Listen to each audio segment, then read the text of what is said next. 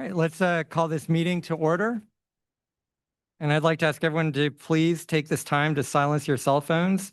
This is a Doraville City Council meeting being held on Wednesday, August 19th, 2026 at 6 p.m. Doraville is proud to be a city of civility. While differences of opinion are natural, let us approach each other with open minds, speak with courtesy, and treat one another with dignity and respect. Respect is the foundation of good governance. We thank you for upholding the spirit of civility with us. I'll call the roll. Mayor Geierman, I'm here. Councilmember Henshaw? Here. Councilmember Nasser? Here. Councilmember Ray? Here. Councilmember Evans? Here. Councilmember Simmons, are you online? No? Okay. All right, we have a quorum. I'd like to ask everyone in the chamber to please rise and join us for the Pledge of Allegiance. I pledge allegiance to the flag of the United States of America and to the republic for which it stands, one nation, under God, indivisible, with liberty and justice for all. All right. Councilmember Ray, would you like to make a motion to approve tonight's agenda? Yeah, I would like to make a motion to approve tonight's agenda, but moving new business item B to before the city manager's report. Do we have a second? Second. Any discussion? All in favor? Aye. All right, motion passes.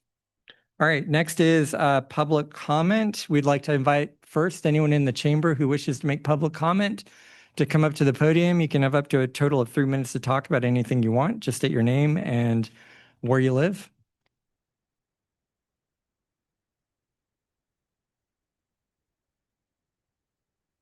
All right. Hi, my name is Brian Kaiser, and I live off of Addison Drive. Good evening, Mayor, council members, and members of the police department. I want to start by saying that I respect the work that our officers do. Real police work, investigating crimes, knowing the community helps keep us safe. That's exactly why I'm here, because I believe that Flock Surveillance is not in the business of public safety. Flock is a data company. If their cameras truly solve crime the way their marketing suggests, they'd work themselves out of a job. Instead, they're expanding with more cameras, more products, more data, because a private company must grow. And the product that they're building isn't safety. The product is us, okay? It gets worse. With their new tool that's coming out, Nova, reported by Wired earlier this year, Nova combines license plate reads with data broker records, even from data from hacked, leaked data sources like social security numbers, credit scores, and so forth. It builds profiles on people who have done nothing wrong. And here's what I want this council to sit with. Once that data exists, it does not stay put. A private company sitting on detailed profiles of millions of Americans is sitting on a valuable asset. It is a short, predictable leap for that data to be licensed to insurance companies, employers, landlords, and whoever will pay. That's not paranoia.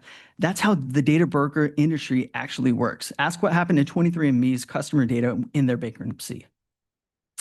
I also want to say this respectfully. When Flock takes credit for solving a case, an officer did the work. A detective followed a lead, built probable cause. Flock provided a single data point.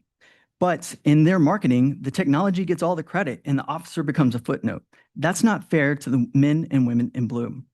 So my ask is not to oppose police at all. That's not what I'm saying. What I'm saying is do not renew the Flock agreement. Require transparency and audit of who searches this data and why.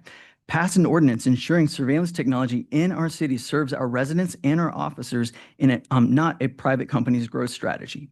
Innocent people should not have to prove themselves innocent because a camera logged their car. Our safety should not be a subscription service.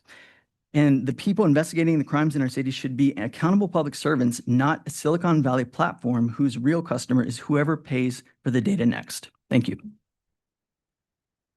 Next.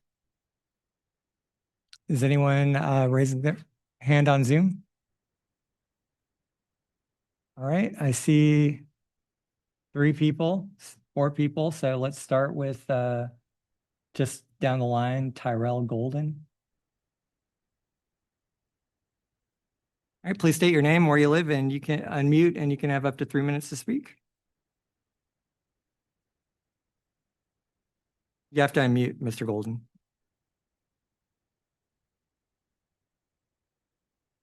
There you go. Sorry about that. My name is Tyrell Golden. Good evening, everybody. My name is Tyrell Golden. I'm with DeKalb County Voter Registration and Elections. I am their new communications coordinator. And I've been tasked with going around to the municipalities in DeKalb County and trying to gain you all's participation in getting ready for the November election. We are going to host a registered and ready event on September 26th. That is going to be an event for all of the DeKalb County residents to be able to come out, meet the local election staff, verify their voter registration status, and get direction on where they can vote for the November election. And then we're also gonna, advertising that the deadline for voter registration is October 5th, and that the election is also on November 3rd. And in the future, we'll be reaching out to you all city clerk to try to come out and just give you all demonstrations and assistance on anything that we can as far as this election's related. Thank you. Great, thank you. Next, we've got Jennifer Kaiser. And just once you come in, unmute and state your name, where you live. Hi, my name is Jennifer Kaiser. I live on Addison Drive, and I'd like to urge you to cancel Doraville's contract with Flock and commit to not using mass surveillance on our citizens going forward. This isn't about being against public safety. It's about asking for honesty, accountability, and respect for the people who live here. Flock comes to city councils making 3 promises: local control over data, no federal access, and no employee access. The reality is all 3 have been broken. In Dunwoody, Flock employees accessed cameras over 1,000 times. A vice president logged in to watch children in a gymnastics rooms allegedly for sales demos. That is real footage from a neighboring city's system being used as a showroom. Federal agencies have accessed data even after cities thought they had fixed the problem. California cities discovered their data went to immigration enforcement despite state laws forbidding it. Our data won't stay local. Flock's system connects all cities together, and there's no technical way to guarantee what gets shared or who can access it. Even the audit logs, supposed to show who searched for what, change on their own. 3 to 7% of records swap daily. Unique IDs fluctuate between downloads. How can we hold anyone accountable when the records themselves aren't trustworthy? And when things go wrong, you're on the hook. Flock makes you indemnify them for any data violations while capping their liability at 1 year's fees. If Flock's system causes civil rights violations or privacy breaches worth millions, you recover only what you paid them last year. Let's talk about accuracy. LAPD audited Flock over 2 months and found a 32% false positive rate. That's 161 innocent drivers pulled over because the system said their car was stolen. It wasn't wrong sometimes, it was wrong 1 in 3. Independent studies show that ALPR cameras don't measurably reduce crime. The Atlantic recently noted that, quote, none of these papers could prove that ALPRs caused these improvements, end quote. We're investing in technology that has not earned its keep. Flock also trains police on how to override public opposition at city council meetings. They give officers a playbook for, quote, owning the narrative, often before citizens can speak. That tells you everything you need to know about whether they want honest community input. We can support our police while they protect our neighborhoods without turning Doraville into a surveillance state. Cancel this contract, tell residents their privacy matters more than a vendor's bottom line, and let's find real solutions that don't sacrifice civil liberties. Thank you. Thank you. All right, Alana McCarthy. Hi, everyone. I'm Alana McCarthy, and I live on Allen Drive. So I'm also here to request that you guys cancel the Flock contract for multiple reasons. But one of the cameras sits like right at the edge of my property. And I mean, I have a problem with the mass surveillance in general, but it's logging like my family's when we leave, when we return, and every person who visits my house. My primary concern is mass data collection, the data security, and the protection of my family. I have a 4-year-old child, and by placing this camera at the edge of my home, the city is capturing and digitizing a permanent searchable timeline of a minor's daily life and routines. This continuous logging of a young child's movements is fed directly into a private corporation's database and shared across law enforcement networks without a warrant and without my consent. This exposes my family to severe data security risks, and Flock's safety has faced intense national security after independent security researchers exposed critical vulnerabilities in their hardware, finding administrative portals left completely unencrypted.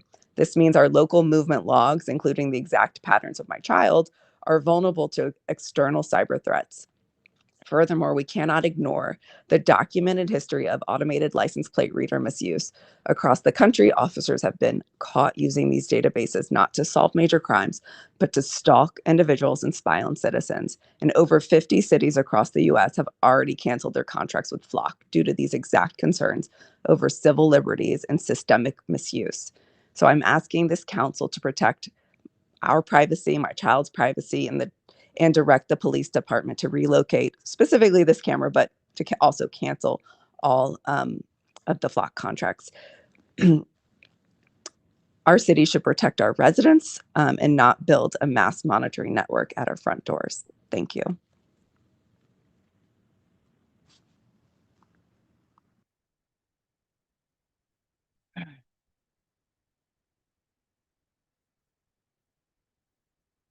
Hello? Hello? We can hear you. State your name and where you live. Okay. Tom Hart, Gordon Heights.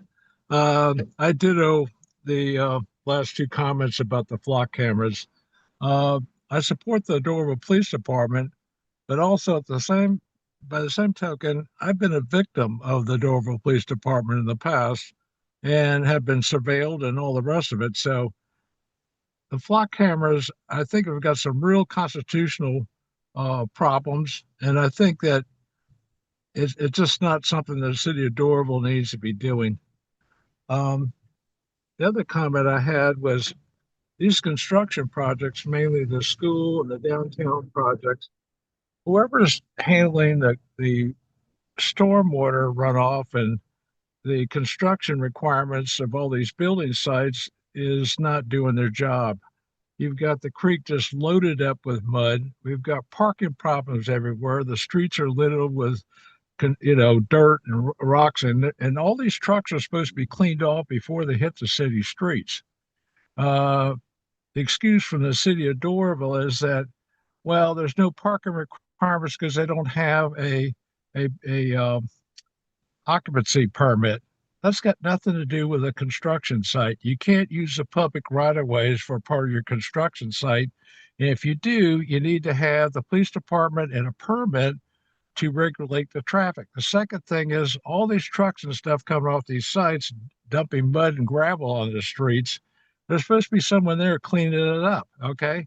And that's responsible to the stormwater person in the city. You've also got problems on the construction site. They're finding more and more mud as they dig things up because it's built in the middle of a stream bed. We've got real problems here with these construction sites, and apparently the city of Doraville has some subcontractors working on this stuff, but I don't see anybody from the city of Doraville actually doing their job and preventing these parking problems and the water runoff issues and everything else associated with these construction projects. Thank you. All right, thank you. I think that was it. So if there's no one else, we're going to close public comment. And I'll ask council if anyone would like to make a motion regarding the consent agenda. Make a motion to approve the consent agenda as it stands. Do I have a second? Second. Discussion? All in favor? Aye. Okay, motion passes. All right, first on the agenda is actually the second public hearing for the comprehensive plan. So planning community development.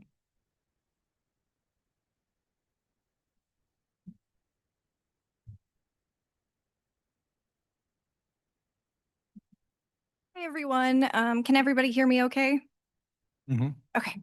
I'm Anna Baggett. I'm a community planner with TSW, and we've been working with the city of Doraville for almost a year at this point on the comprehensive plan update. I know y'all have a very packed agenda tonight, so I'm going to do my very best to distill this 200-page draft document in 10 minutes. So hopefully I can make that work. So I might breeze through some stuff, but the nature of the public hearing is that we'll be able to discuss some of these items as well.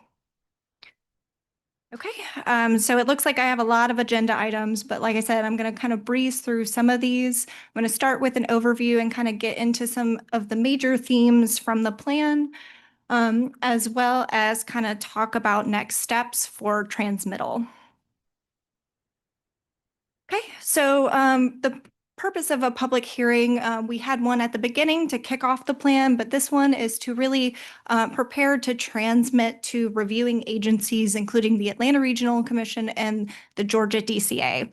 So this is just one more stop on the way to adoption. So we're not asking y'all to adopt this plan tonight, but we're really here to hear from the public, brief the community on the plan itself, and kind of provide an opportunity for City Council to discuss, as well as the public to kind of make some comments about the plan draft.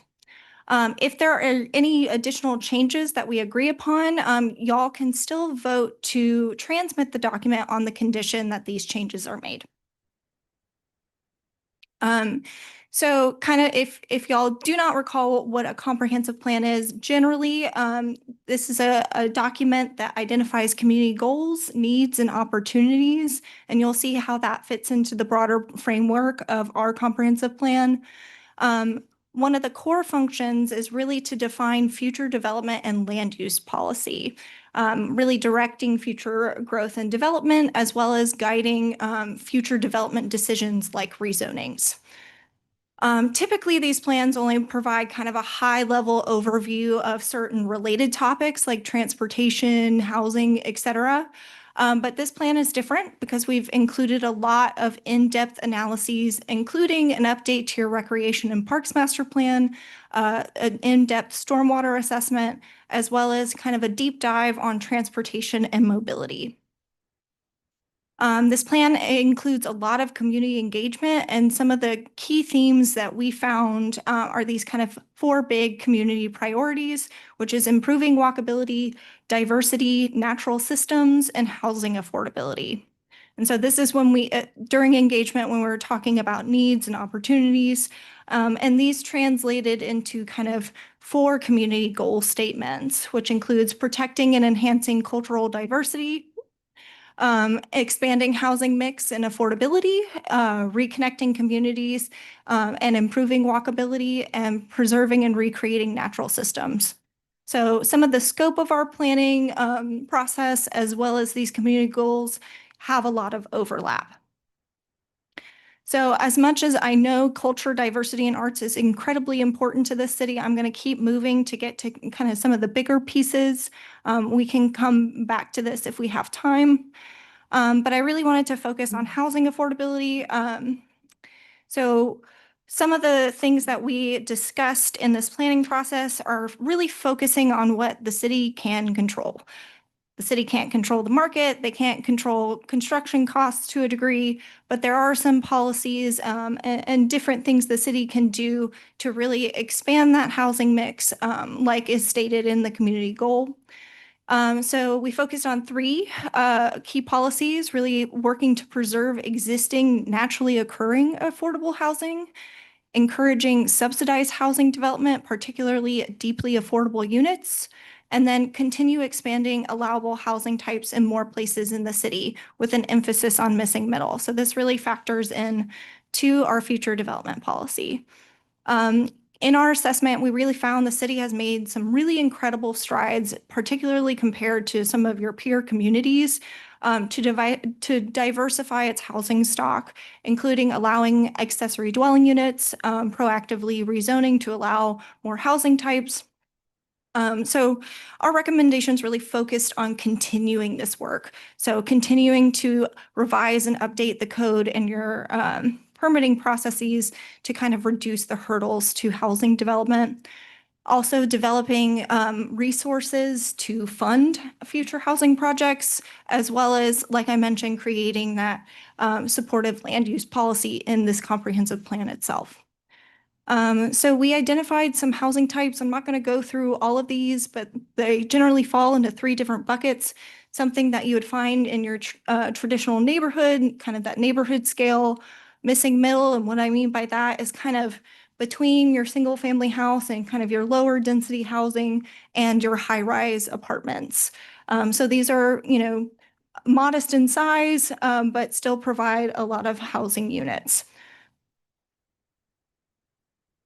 Okay, and I mentioned mobility was a big piece of this planning process. You'll see here we have a little diagram showing that y'all have a lot of really great vehicular access to regional transportation networks through MARTA, through your interstates, but it also, at the same time, really poses barriers to walkability in the city. So it kind of divides it up into what we are calling the Doraville butterfly, into 4 quadrants with that kind of main core in the center. Knowing that these are really difficult barriers to overcome, we really focused on improving walkability and other access within these quadrants, and then identifying some really key crossings over these kind of big barriers. So it's a little bit hard to see, but this is our mobility concept. And this factors into our land use. This factors into the Recreation and Parks Master Plan. It pulls together a lot of the recent work that y'all have been doing in the transportation area to really put it all in one place and show different priority intersection safety improvements, multi-use trail system, as well as proposed bike routes / neighborways, and filling in sidewalk gaps. I'm also going to move through the stormwater piece really quickly. I know this is also a very important topic, but I've got a lot to get through and a little time to do it. A big piece of this, like I mentioned, is a full update to your Recreation and Parks Master Plan. Within the document itself, there's kind of an executive summary, so there's even more pages for y'all to review in the future. And I kind of want to show, you'll see on the left, we've got the 4 community goals that I mentioned. And this diagram kind of shows the connection between the comprehensive plan and how these different themes kind of factor into those 4 different goals within the Parks and Recreation Plan. So it really focuses on improving access and connection, modernizing your existing facilities, expanding your park system, and then coordinating between kind of redevelopment efforts and through different departments. So I'm not going to go through all of this, but you see the walk bike vision. So this is the same map you just saw for the mobility piece, kind of highlighting different areas where kind of proposed plazas and trailside public spaces could be. Like I mentioned, this is a very integrated plan. We're trying to have all of these elements speak to one another in some way. But access and connection is really focused on kind of improving the internal path network of your existing parks, but also kind of leveraging this proposed mobility concept to kind of add to your public spaces. Modernizing your existing facilities was a big piece. We heard in engagement over and over that we love our parks, we just want them to be better. So a big focus is upgrading that infrastructure and then working on a phased implementation of the Honeysuckle Park Master Plan. So that was another piece of the Recreation and Parks Plan. A couple other pieces of this is really kind of improving access, multilingual signage, for example, multicultural events, and improving existing programming. And then growth, this is kind of a longer term outlook of how your park system can evolve. We identified different publicly owned properties that might be good candidates for future parks. Also identified school properties where there can be some agreements to have open up access to green space and recreational facilities on school sites at appropriate hours. And then leveraging other pieces of open space to add to y'all's system. And then finally, coordination, kind of looking at your existing opportunities, your redevelopment plans, how can you include some open space and public space into your proposed developments. as well as kind of improve coordination, but within the city as well. Okay, so future development. I mentioned earlier in my presentation that this is really the core of the comprehensive plan. I would love to really nerd out and go into all of the details of this, but I'm going to stay at a high level and we can get into the details if y'all would like to. So I'm going to explain our kind of overarching approach. Again, we have the butterflies showing those kind of those barriers to connectivity. So in addition to improving mobility within the quadrants, but also, and then identifying some key crossings over these barriers, we kind of use this framework as a means for our future development. So how can we, since these are kind of isolated areas, how can we strive for more complete communities in these 4 quadrants, improve walkability within each quadrant, and kind of focus energy on those few connections that kind of tie in with our future development vision.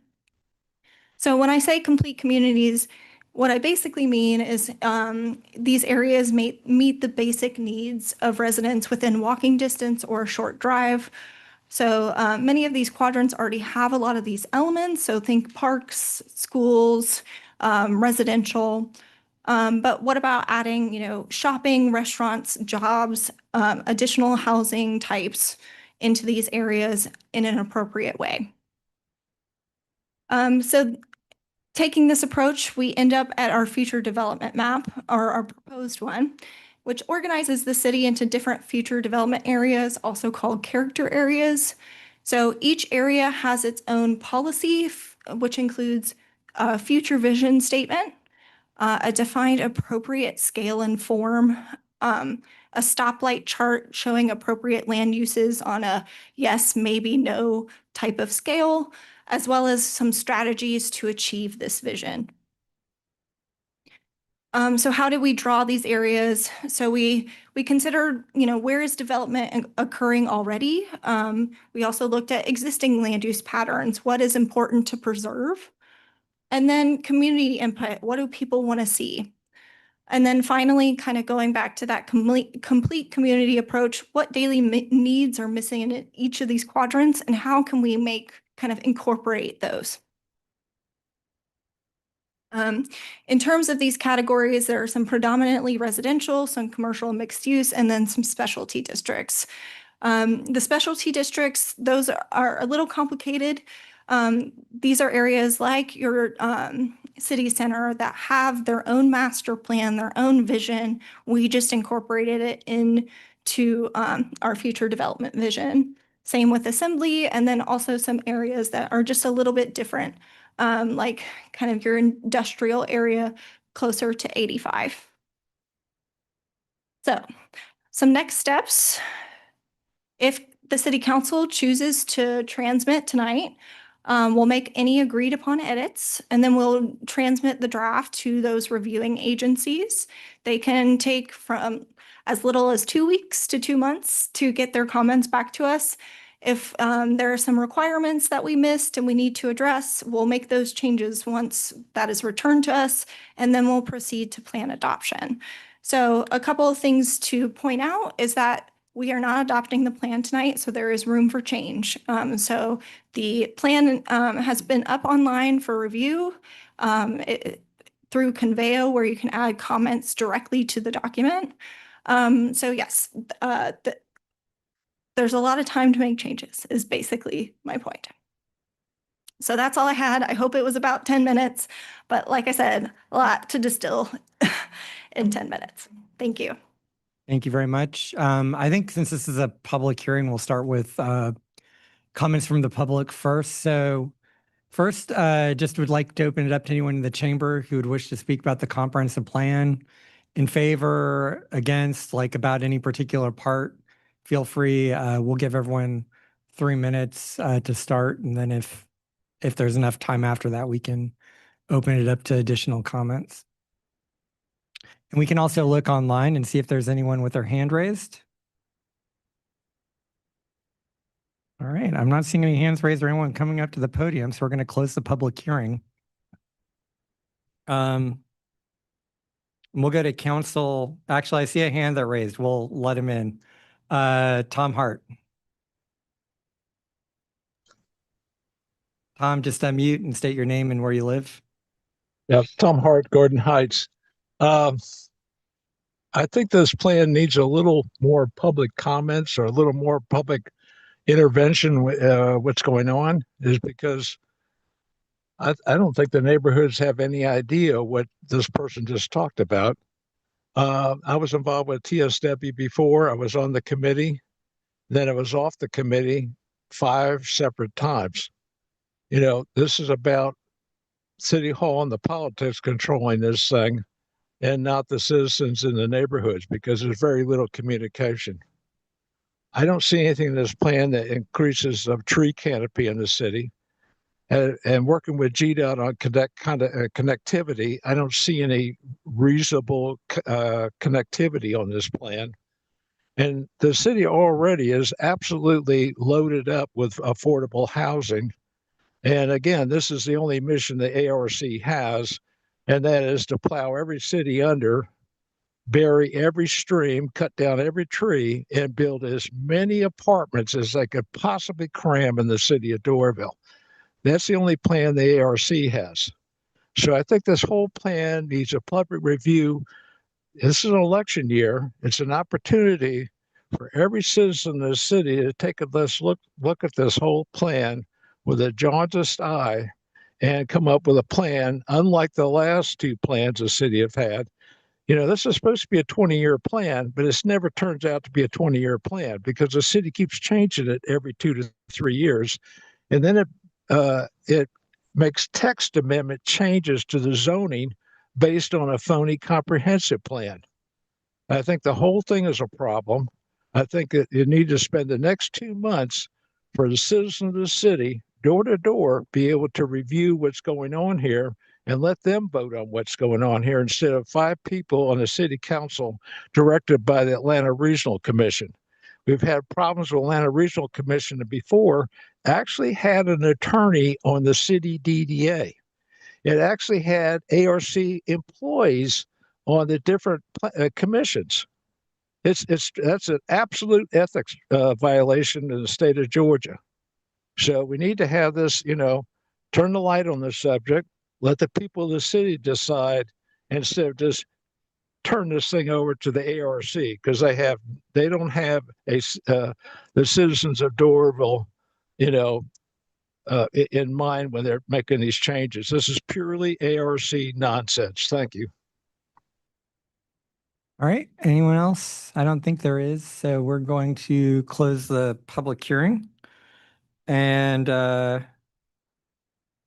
guess I had just a couple of questions before tossing it to the council members. One, there was a conversation or like a discussion in the plan about, you know, different, like what types of zoning are appropriate for the different areas. And, you know, a little bit of discussion about how T3 actually, you know, may be a zoning that could protect more of the smaller development that, you know, we currently have and maybe protect some of the sort of McMansion type development that we see, you know, when we drive to Chamblee and Brookhaven. And so I know it doesn't recommend, in fact, it almost seems like it doesn't recommend looking at that, but I would just think that maybe it could be a little more open. You know, T3 might be an option to help protect neighborhood integrity for us to consider. And I don't know, am I off base or? As far as the comprehensive plan goes, if that's a recommendation that y'all want us to include, because towards the back of the future development chapter, which I believe you're referring to, there are some specific zoning recommendations. We can certainly look at that and add it in if that is a priority.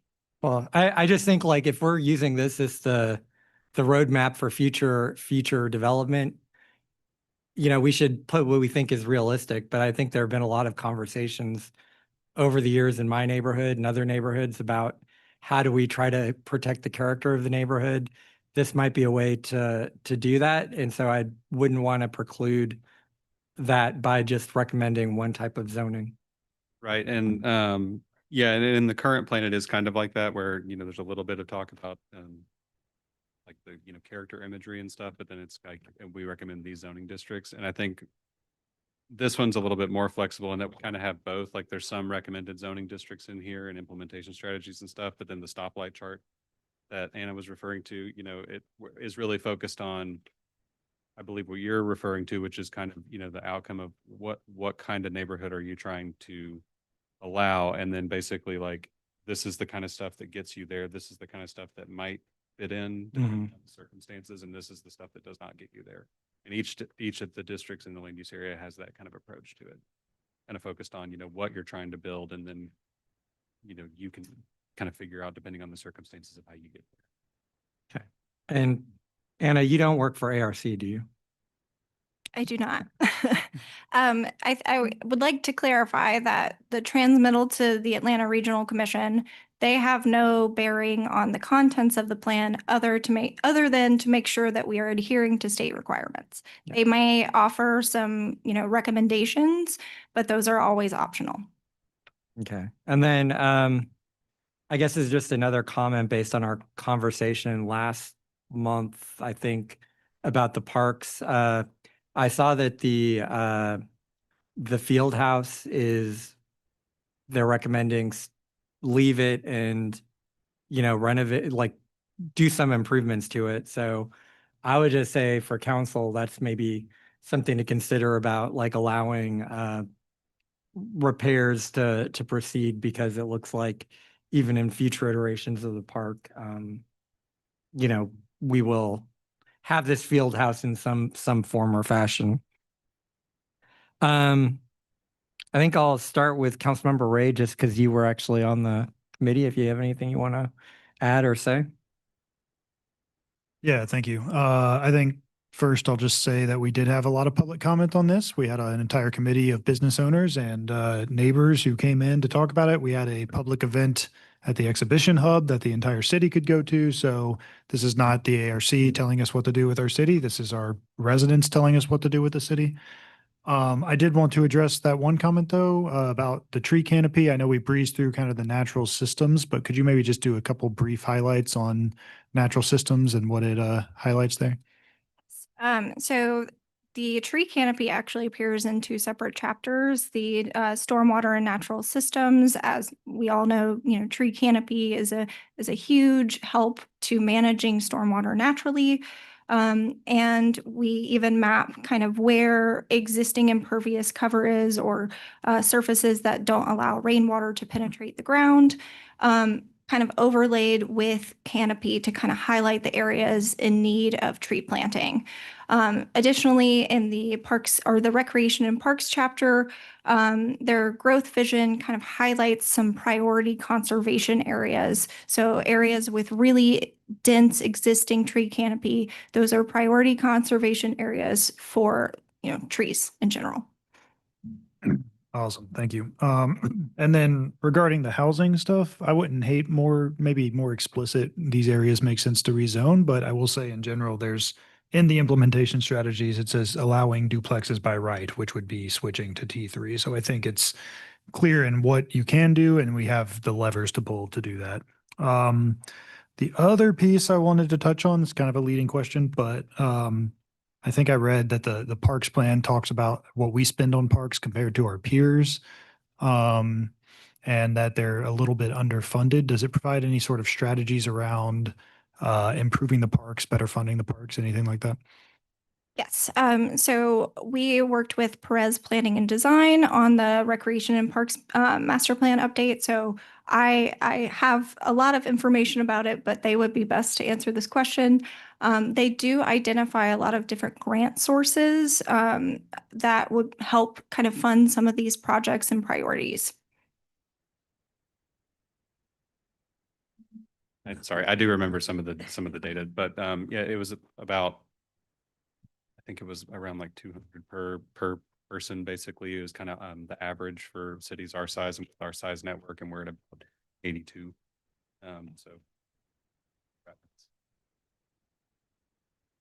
Okay, that's it for me. Thank you. Thanks. Councilmember Simmons? Thank you, Mayor. Anna, thank you for the presentation. It's great. Just regarding the comment about the public input we heard in the public hearing. Obviously, this is a second public hearing where you will take input from residents and council and whatnot before a plan will be submitted. Is there any place that they can still enter any comments that you'd like to let people know that are listening? Of course. So it should be up on the city's website. It is also up on the project website itself, which I believe the URL is doravision.com. Great. .org, excuse me. You are able to visit every single chapter and comment on any piece of the plan itself. Great. Thank you for clarifying that. My comment, I mean, I think you covered it all there. It's great. I think just want to make sure, reiterate on that comp plan about that sidewalk being involved, Austin, back there on Winters Chapel and Woodwind, just to make sure. And then It's in there. I know, I'm just saying. And then what else do I have? I like the zoning. I love how we have Buford Highway Zone where we're bringing everything up front and have the sidewalk, have the buildings up front, parking in the rear, and more sidewalk. I do agree with the mayor's comment about the T3 or some buffer between the commercial to the residential to keep our neighborhoods safe, you know, especially along those busy corridors where we're sort of redoing the T5. Just make sure there's some buffer. So I agree with the mayor's comment on that. And then over there on Oak Cliff, Austin, correct me if I'm wrong, is there industrial back there that backs up to some residential? Obviously, there's tree buffers in a good distance between, but is that correct there? Or is that more commercial? I think we just rezoned some of it. Are you talking about on the southern end of Oak Cliff near 85? Yes, sir. Yeah, some of it is industrially zoned, some of it's currently zoned for just warehouses. And most of the stuff zoned for warehouses is the stuff that's touching the residential properties. Okay, just make sure we include some sort of buffer with that, which we have in the past. Just take note, just to preserve the neighborhoods. But other than that, I think it's great. I like the focus on the parks, and I agree also with the mayor on if the field house is staying in the plan with the new park at Honeysuckle and all, let's go ahead and make some of those repairs as mentioned last month. So thank you. All right, thank you. Councilmember Henshaw? I wish I had a lot of comments. I actually, did a loose overview of this. I spent kind of more time doing flock research than I did research in this packet. So I'm going to dive into it more thoroughly and then sort of approach this just as a citizen as opposed to a council member and bring any additional feedback. But I do applaud the connectivity that the plan is offering. It's one of the things that we talked a lot about during COVID, which was how to bring walkability and non-automobile connectivity to our city, and to see the amount of sidewalks, trails, bike paths, routes, all, sort of mapped out. It really begins to bring the city together. Obviously, you mentioned at the very beginning, very large hurdles within our butterfly of connecting over or under 285, 85, the railroad tracks, Buford Highway, and New Peachtree Road. I mean, they're not insurmountable, but it's a lot of money. And so, we talk about needing to spend more money on our parks. We also need to spend more money on our connectivity. That's sort of what we're doing as a city right now, is trying to grow our downtown, grow Assembly, grow some of these sort of bigger neighborhoods, increase our tax base so that we do have the funds to dedicate towards these particular projects in the future or near future. So, I need a little bit more time to digest everything. It's a pretty thorough packet, but I appreciate you guys working really hard on this. And we did attend the event at the exhibition hub, and it was very well attended, and I thought that was really great. Obviously, moving forward, it'd be nice to have, not for the comprehensive plan, but when the city needs input, that was a great space. People seem to really enjoy doing that. So thank you. Councilmember Evans? Thank you, Mayor. Thank you for presenting. Thank you, Austin. Yes, very thorough. I am still studying as well, all 200 pages. But I wanted to ask, was there, I guess, a specific or particular ask or recommendation when you mentioned park expansion? And maybe tying in with schools or other areas that are resident owned? Were there particular ones that you eyed that had potential? So I think most of the schools were identified in the growth vision as kind of opportunities for kind of a joint use agreement. So that kind of expands access to, school green spaces, recreational facilities at certain times when the students are not on the property. I would have to kind of go back and look, like you said, it's a DINS document, on if there's a certain priority school, but I think just Hightower Elementary, Doraville United Elementary, Sequoia Middle School, and Oak Cliff Elementary are all identified. There are other locations too, right? Yeah, and can't really see this, but like there's the part of the map has like potential park expansions or potential park locations and stuff like that. And a lot of that is properties that like the city already owns or floodplains where it's very difficult to do really anything else. And so there are areas in here where we can either expand our existing parks or maybe, look at maybe some potential new sites as well. I find that very interesting. That's awesome. So I'll definitely check out that section. And then you said deeply affordable when it came to housing. Is there a certain proposal of a percentage or any type of, if it's a number of units, when it comes to apartments or any type of housing? Yes, so we did kind of a review of your existing affordable and subsidized housing and found kind of that certain levels of AMI or area median income were not being served. So when we say deeply affordable, I think, we tend to look at the 80% to 50%, 50% being kind of the priority of, and that this is also based off of the Atlanta median area income. So if you refer to page 56, you'll see that median income varies very differently from Doraville's. Those are my only questions. Thank you all. Thank you. All right, thank you. And Councilmember Nasser. Hey, thank you. Actually, most of my questions are covered, but I like to see the connectivity on McElroy, connecting to the Before Highway, the sidewalk. It's really needed like now. It's very bad shape. Also, about the zoning, as my recommendation, I like to see more single-family house close in our neighborhood to preserve our historic district that kind of align with our,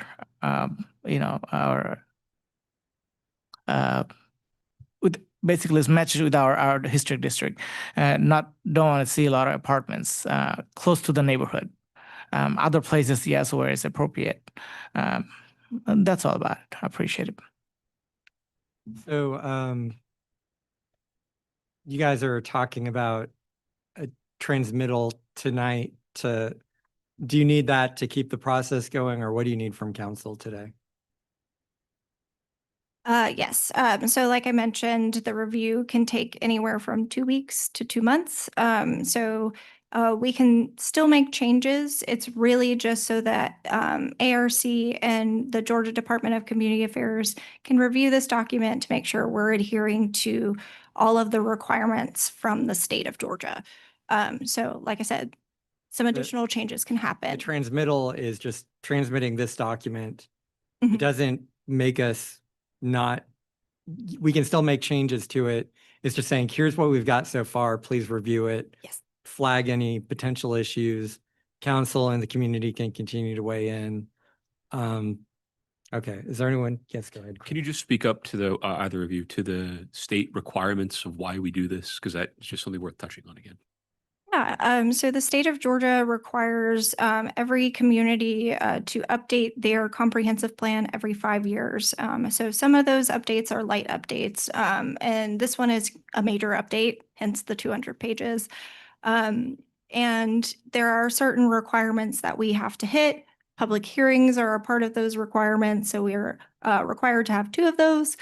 Public engagement is definitely a requirement, and we went above kind of the minimum standards. Having broadband internet is also a minimum requirement. So it's kind of a long laundry list of things that we kind of have to hit on to make sure we're adhering to the state regulations. And that's every 5 years, and then every 10 years is the major milestone. Is that correct? Or is it just, it was time for the major one because it hadn't been done in a while? So you can continue to have light updates if you really like your plan and it's working for you. But generally, like as a recommendation, we recommend that a major update happens every 10 years, but that's not a hard and fast rule. Thank you. And speak into the mic, please, because I guess we've gotten some complaints. Do you want them to vote? Yeah, if y'all could just vote to transmit it or to allow TSW to transmit it. And then were there any, I didn't actually hear too many. It sounds like the transmit, like I think what council needs to know, the transmittal doesn't stop this process. It's still going to come before them. Correct. It has to to vote. after it's done at the state, it has to come back to us to adopt. And so that'll be in October probably. They still have all month September to get you feedback and to be thinking. So would anyone like to make a motion to transmit this to the state? So moved. Go a second. Second. Any discussion? I'll call the roll. Councilmember Simmons, Yes. Councilmember Nasser, Yes. Councilmember Henshaw, Yes. Councilmember Evans, Yes. and Councilmember Ray. Yes. All right. Thank you. All right. Next on the agenda is our city manager update.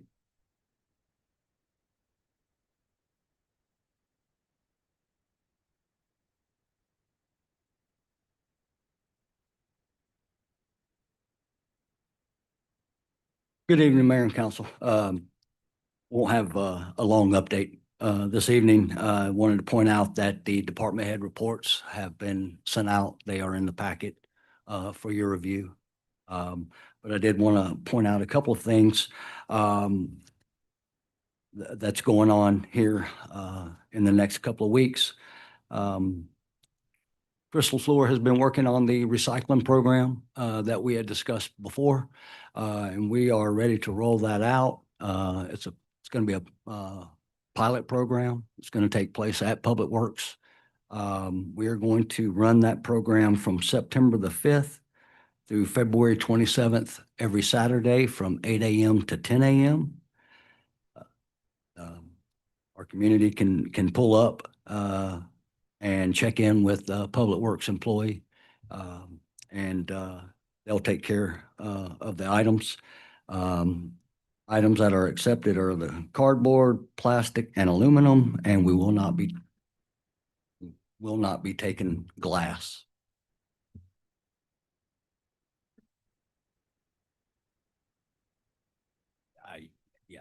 We can't guarantee it, but Yeah, yeah, Tower still has glass. I think your But- mic is off. Sorry, I was just saying that the glass recycling is still available at Tower. It's a service they provide for the community. And we have a flyer. If it's not already posted, it will be posted soon, notifying, and we'll make sure that we get that word out.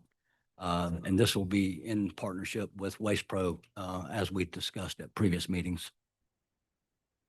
We're coming up on the Welcoming Week block party, similar to what we had last year in the parking lot here.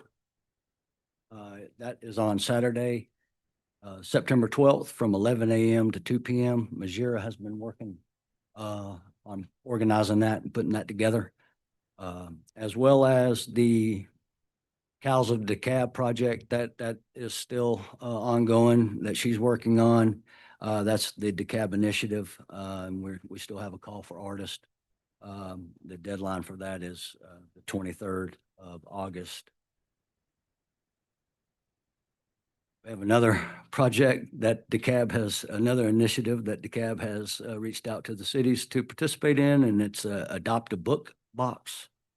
It's DeKalb Reads Initiative. Shantae will be handling that for us. And basically you identify a city facility, a park, a library, a recreation center, or other location in your city where we can put like a little library, and like we already have, but we will be participating with them on that.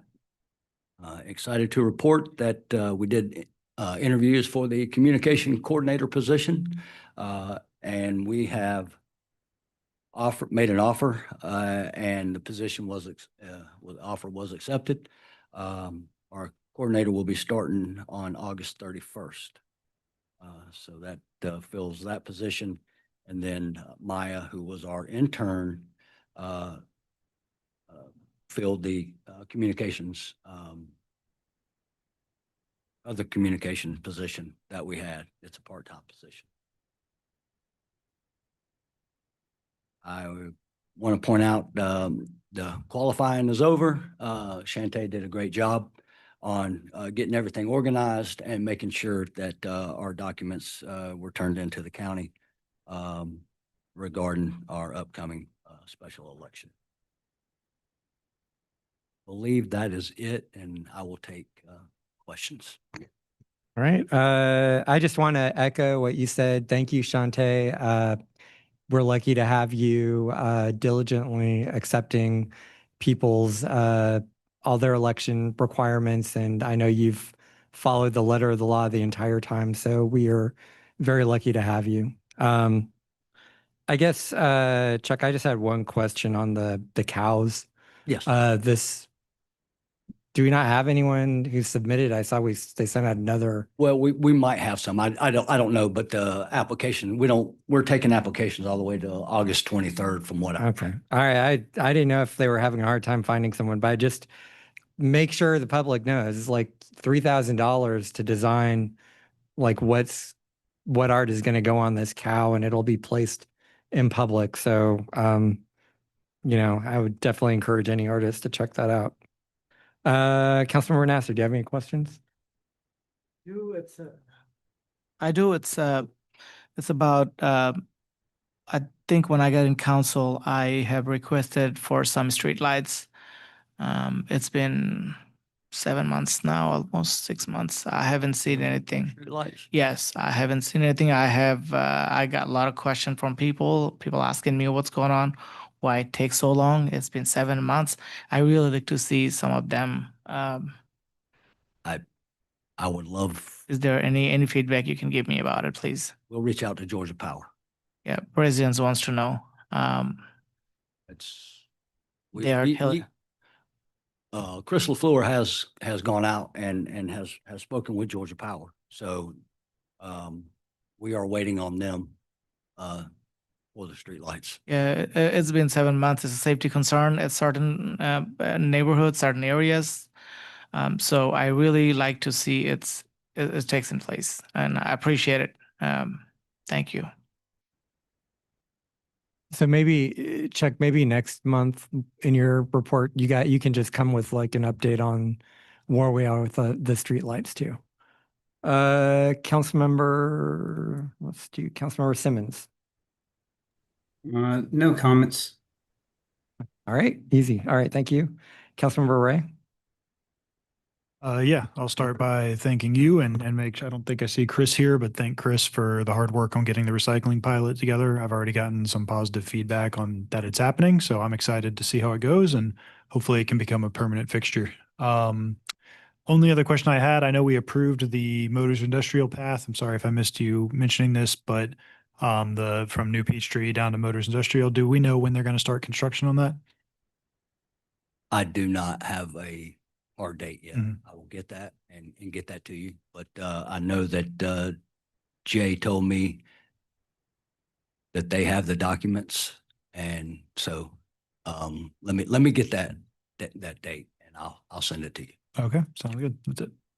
Thank you. Councilmember Evans. Oh, thank you for the update. If you could just repeat again the dates of the recycling event? You said September 5th through, September 5th through February 27th on Saturdays from 8 a.m. to 10 a.m. will used paint be allowed? If not, I mean, if you don't have an answer The yet. thing in Brookhaven, right? I'll- I thought it was. It was? Don't know that we'll take paint. Okay. All right. That's good.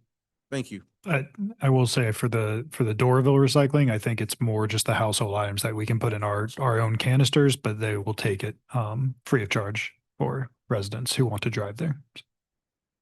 The hazardous waste one? The September 5th date is for our pilot program. That's our pilot Yeah. program, cardboard, plastic, and aluminum, Oh, I thought you were asking about the hazardous waste. No, sorry. Yeah, that's our event. our event, yeah. Those three items, cardboard, plastic, and aluminum. Perfect.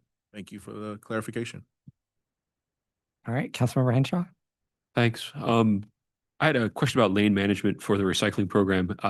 Do you guys have it's a narrow road, it's train tracks, and if it does well, and I hope it does, having traffic coming in from both directions is going to be problematic. So we might want to pick, everyone enters in from the eastbound lane or the westbound lane or whatever you want to designate just as that moves forward. And I know there is quite a bit of room for turning around in there, but I've attended some of these, events before. They get a little hectic, and I'd hate to see both directions of flowers get backed up. So maybe it's hopeful thinking that they are going to get utilized really well, but just would be worth having, Yeah. a lane management. We hope, and great point. I'll get with the chief and Crystal Floor, and we'll come up with traffic control. Thanks. And then the streetlights is, it's Georgia Power. They've been, and I hope they're listening. I know they're not, but can we hold their feet to the fire? Can we have one of their reps come in, or whatever their rep is, and just come in and explain why it takes them 12 months to connect, tennis courts, and why it takes them 9 months to put in streetlights that have been, I mean, we're paying them an exorbitant amount of money to do these things. And I understand that it's not life and death to them, but, it's not you, it's not LaFleur, it's not our staff, it's Georgia Power. It's just consistently, they were the same way at Assembly and trying to get the trail lighting put up, and accountability, has to come from somewhere. So if they're willing to actually send somebody out to get barked at by us, that would be great. Just at least so we can, voice our frustrations on behalf of the community, because, Nasser's correct. These, as it's getting darker earlier, and these are, important safety things, the ball's in their court and they just refuse to play. So, not mad at you, just mad at them, and it'd be great to bark up at them as opposed to at you. Absolutely. It's not fair. No, that was it. Just those were my two big points.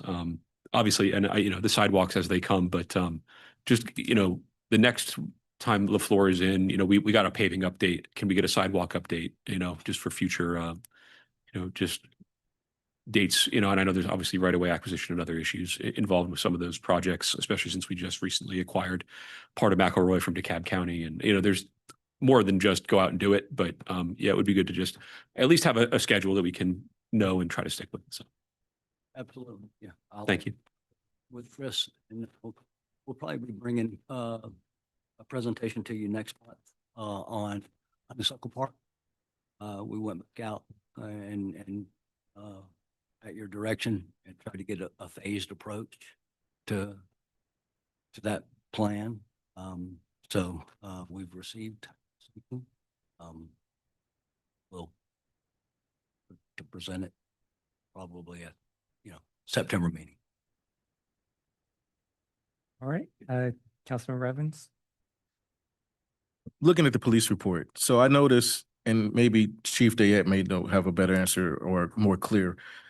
Historically speaking, between June and July, there was a negative 200% change of number of calls of service, which is positive. It's a positive thing. Is that typically something that happens in the summer around that time, or is that kind of an ad hoc, something unique? The calls for service went down 200%. Is that what you Yes. have it in front of me? From about 1,500 in June to 1,300 in July. No, I really? would not say that's normal. Generally, the hot months are busier months in general for law enforcement. So I don't have an explanation for that. I could certainly do an analysis and try to come up with one, which types of calls and dive into it deeper. Okay. Does But it, no, I does it would. have the previous months on there I too? would Just those 2 months. 'Cause it might, that June might have been a Outlier. Yeah, I was thinking people were on vacations, or I didn't know if going back years, is that something you typically see, or No, generally in the summer it is it's not. increased? No, was FIFA going on then? Oh, yeah. Or we, I don't know. I could certainly do an analysis to try to come up with something. I don't know off the top of my head though, but that's certainly an anomaly, I would say. Gotcha. Mhm. Thank you. Yes, sir. All right, anyone else? All right, thank you, Chuck. Thank you. All right, now on to unfinished business. We've got item V 2606, second hearing. Second read.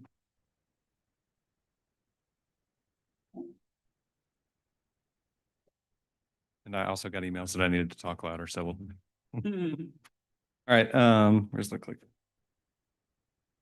All right. So the first item on our, oh, come on. Our unfinished business is a second read for a second driveway request at 3939 Spanish Oak. You'll recall that the applicant, Ms. Crieto, came to us a couple months ago.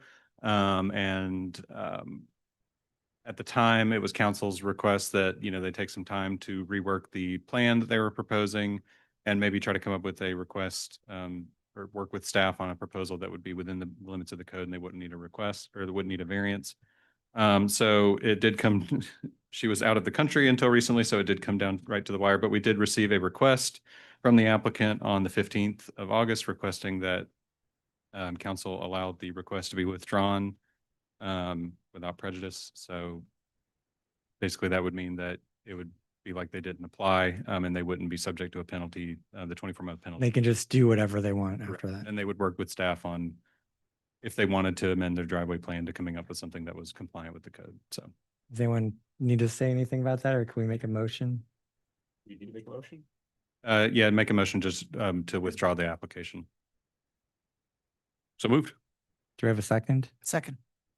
Any discussion? All right, Councilmember Simmons, Yes. Councilmember Evans, Yes. Councilmember Henshaw. Yes. Councilmember Nasser. Yes. Councilmember Ray. Yes. All right. That was easy. All right. Let's see if this next one's easy. All right. So the next case, it's 5 cases together, Z2604 and 4 concurrent variance requests. The applicant is Landmark Properties, who are here tonight, represented by Mr. Alex Brock with Smith Gambrell. So they're proposing to rezone 7 properties on Carver Drive and Peachtree Boulevard from R1 to T5. There is one property that's already zoned T5 as well, but they were lumping them all together for any conditions so that any conditions would be on the entire property as one. Here's the site in question. So it's mostly a couple of residential lots mostly residential lots on Carver Drive. And then one, what used to be Amazing Pools is now, at least the sign is Next Gen Business Center on Peachtree Boulevard. And then you see the Porsche dealership on the bottom left there in Peachtree Boulevard. Personal viewer of the site. So here's an overview of their site. This is not the updated one. We'll get to that in a little bit. So like we said, it's 2 multi-family buildings. The left one actually also has a small retail space, a clubhouse and pool on the bottom of the site. And then a parking deck to the rear of the west building, and then surface parking and some street parking throughout. Based on some comments that council gave at the first read last month, one of the comments was to work with staff and work with city council on, commemorating the road is Carver Drive. And this is a piece of what used to be a larger, predominantly Black neighborhood in Doraville called Carver Hills. So just working to come up with a proposal for some kind of commemoration for the original neighborhood that's, kind of been chopped up by highways over the years and then redeveloped as well. One of the other, Mr. Brock and Landmark can speak more to that proposal as well if needed. But one of the other comments from last month was about dedicated pedestrian crossings on Carver Drive, given that the road was being significantly reworked with the on-street parking spaces and sidewalks and such. So there is now an additional pedestrian crossing on the north end of the property between the 2 buildings as well. And then also to just kind of put a graphic up about one of the comments. So the road itself is not really it's being widened from 24 to 26 feet per comments from the fire marshal. But the travel lanes themselves are not really getting bigger, or the road itself is not getting really bigger. It's the addition of the on-street parking spaces that's making the whole thing bigger. All right, so the variance request. So the original request, the first one was to reduce the parking. So, oh my gosh. We were over with this. The original request was to reduce the minimum parking requirements on the site from 395 to 394. Per comment that was made at the last meeting, the applicant has revised that request from 394 to 375. And I just do want to stress, there is parking all throughout the site in a variety of forms, and that the 375 is just the floor. We don't have a maximum, so you're not making them put 375, you're just allowing the floor to be a little bit lower than it otherwise would be. All right, so staff recommended approval of all across the board. The applicant requested that a condition be added to the property, just since it's 7 different properties spanning both sides of a public right-of-way, that it basically, for zoning and permitting purposes, be considered one site. Planning Commission recommended approval of everything and added this applicant's recommended condition on there as well. So that's me done. Would the applicant like to add anything? Yes. Good evening, Mr. Mayor and council members. My name is Alex Brock with Smith Gambrell Russell, here on behalf of the applicant, Landmark Park Properties. Excuse me. And joining me tonight, I have several representatives of Landmark.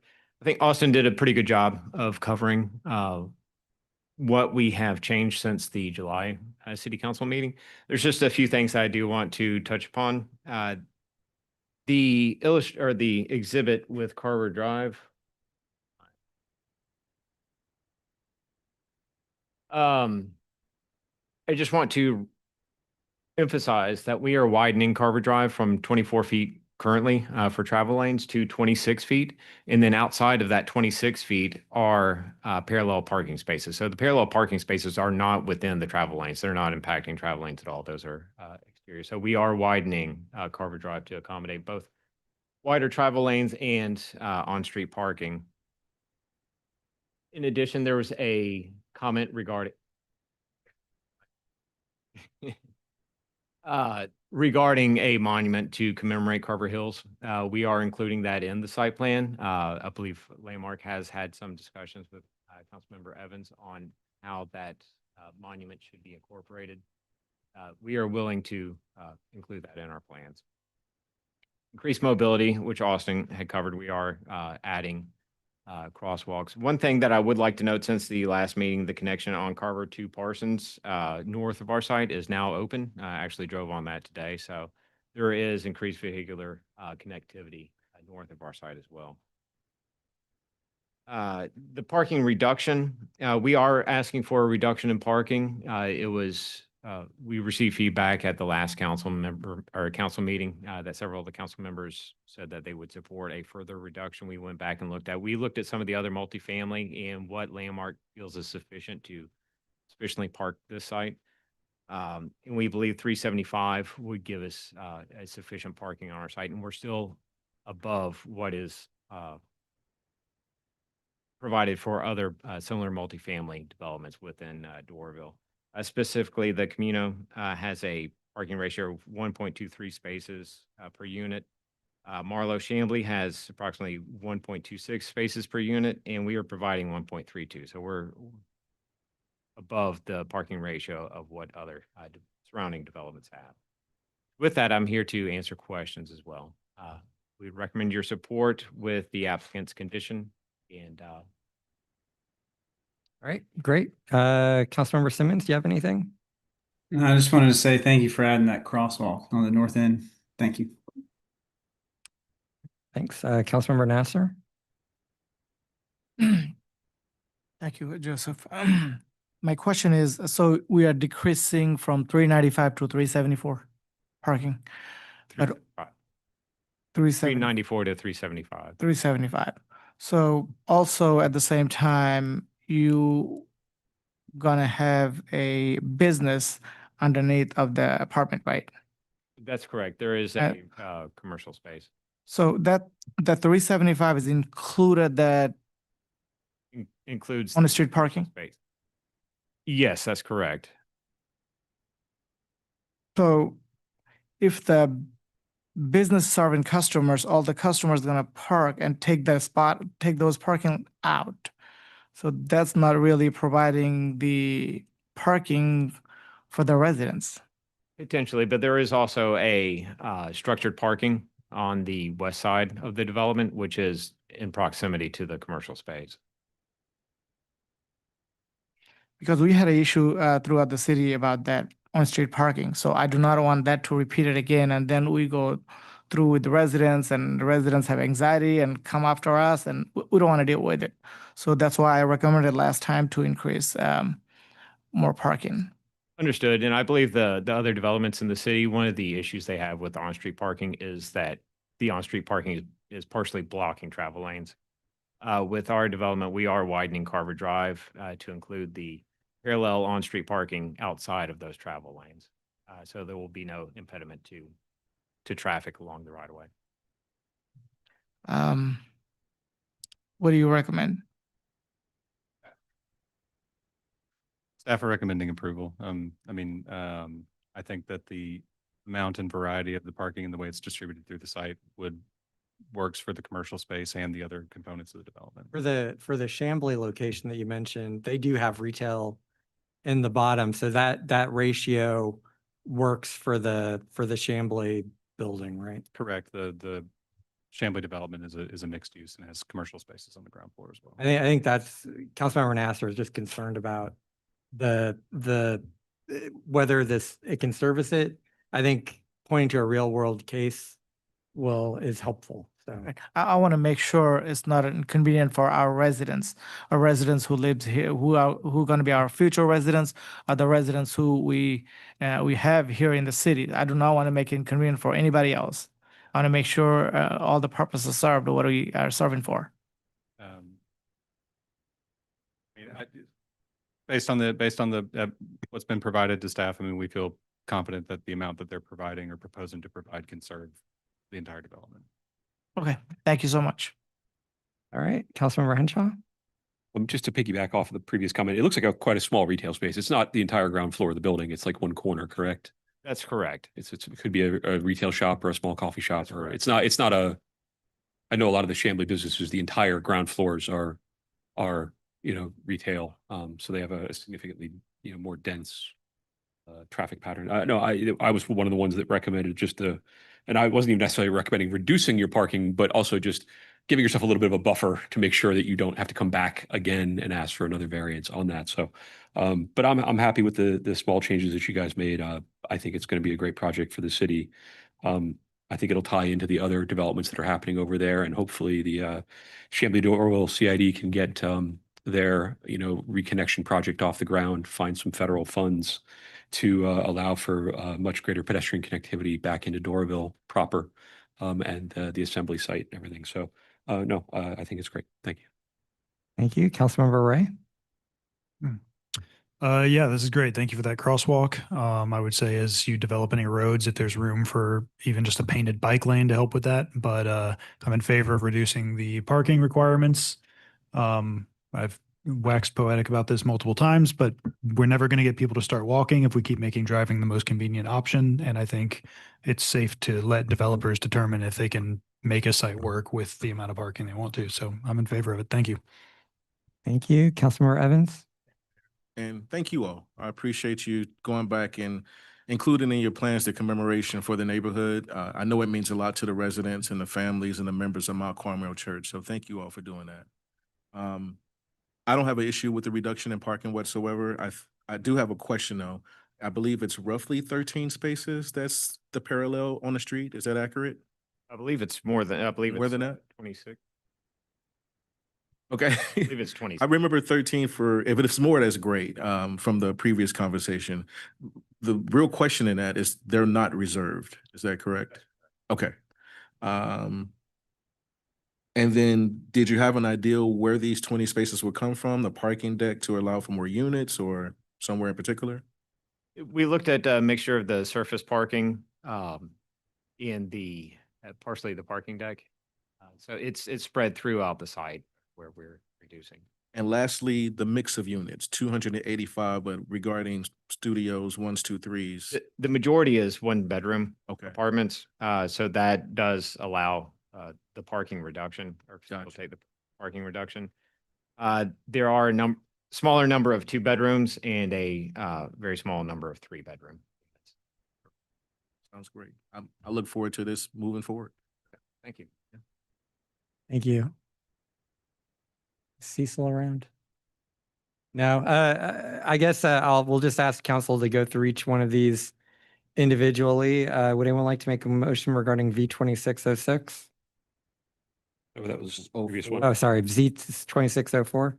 Make a motion to approve V-26-04. Second. Do you have any discussion? Is that with the recommended condition? Oh, yeah. With the recommended conditions to approve Z-26-04. As provided, right? Yeah. That's written. All right, we have a motion and a second. Any discussion? All right, I'll call the roll. Councilmember Simmons, Yes. Councilmember Nasser, Yes. Councilmember Ray, Yes. Councilmember Henshaw, Yes. Councilmember Evans. Yes. All right, that motion passes. Now on to V2608. Make a motion to approve V-26-08. Second. All right, we have a motion and a second. Any discussion? All right, I'll call the roll. Councilmember Simmons, Yes. Councilmember Henshaw, Yes. Councilmember Ray, Yes. Councilmember Nasser, Yes. Councilmember Evans, sorry. Yes, and Cecil's back. Oh, I thought he was. Nope, that's Albert. That's, okay, sorry. Like twins. All right, V2609. Make a Make- motion to approve V-26-09. Second that. All right, we have a motion and a second. Any discussion? All right, I'll call the roll. Councilmember Ray, Yes. Councilmember Nasser, Yes. Councilmember Henshaw, Yes. Councilmember Evans. Yes. Councilmember Simmons. Yes. All right, motion passes. V2610. I'll make a motion to approve V-26-10. Do you have a second? Second. Any discussion? All right, I will call the roll. Councilmember Evans, Yes. Councilmember Henshaw, Yes. Councilmember Simmons, Yes. Councilmember Nasser, Yes. Councilmember Ray. Yes. And finally, V2613 I'd like to make a motion, B-26-13. to approve it. Do we have a second to approve it? Second. All right, any discussion? All right, I will call the roll. Councilmember Nasser, Yes. Councilmember Simmons, Yes. Councilmember Ray, Yes. Councilmember Henshaw, Yes. Councilmember Evans. Yes, and welcome to Doraville. All right, yes, thank you, guys. Appreciate you waiting through the meeting for that. So you open next week? All Any right, conditions? thank you very much. All right, One more. A2605. And this is a public hearing. Yes, the last item for me is a text amendment, a small text amendment regarding accessory units in the city. And this is a first reading public hearing, as you said, Mayor. So the purpose of this is to basically a 1-sentence amendment to our accessory unit or dwelling unit ordinance that we adopted last year. At the time when it was adopted, well, actually, I'll just go through this. So we adopted this ordinance last year. It permitted accessory units or accessory dwelling units, backyard cottages, granny flats, whatever you want to call them, in the zoning districts that are listed here on the top of the slide. And then it also created some other restrictions for those or for these kind of units. So 1 unit per lot. So if you have a single family house, you get 1 ADU. Owner occupation is required. You have to live in one of the units, so either the main unit or the accessory unit, whichever one, depending on your life situation. As part of the application packet for this, we've created an affidavit where you basically have to testify to that when you're building it. And then there was a provision in there for pre-approved building plans. So basically the city will adopt construction plans for accessory units that we all agree on would fit in with the characters of our existing neighborhoods as a way to kind of speed up the permitting process and also cut out some of the costs for people trying to provide these. Because I mean, as we kind of discussed in the comp plan, permitting and regulatory hurdles are part of what contributes to stuff being very difficult to build and build cheaply. And then if you wanted to custom design your own, say if you are a resident architect, for example, you would have to come to council to get variance. So this amendment, oh, sorry. And then also just, for how we treat ADUs, so you could have an attached or a detached one. There's there's a whole universe of the way they look.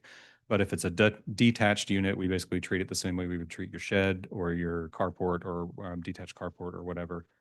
We treat it the same way as that. If it's attached, we treat it the same way as if you were doing an addition onto your house, enclosing your sunroom, something like that.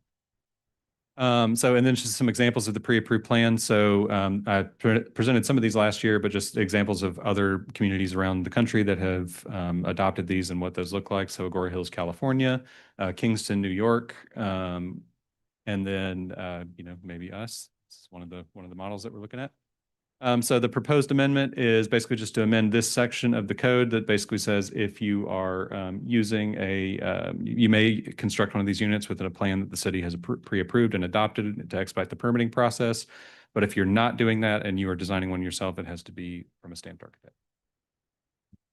Okay. Oh, and sorry, one last joke. And just since we adopted this in May of last year, the number of ADU permits that have been pulled is 0. Just kind of drive the point home. So staff are recommending approval. Planning Commission also recommended approval. All right, thank you. Well, this is a public hearing, so why don't we see what the public has to say? First, anyone wishing to speak in favor of this item? Invite anyone to come up to the podium or use the raise hand function on Zoom. You can have 3 minutes to talk, and if you want to say more and then no one else wants to do it, you can have up to a total of 10. All right, anyone wishing to speak against this item and the same rules apply?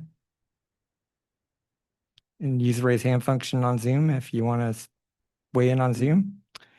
All right, we are going to close the public hearing and bring it back to council. I guess we'll just see what council has to say. I guess I would just say seems reasonable to me to be able to have your own plans and have a stamped architect. What if it's a company that's like a kit house? Those are also stamped usually because they have a professional design those the same way you would design your own. Okay. Councilmember Simmons, anything? No, I mean, I'm fine with it. All right, great. Councilmember Evans? I think it's fine.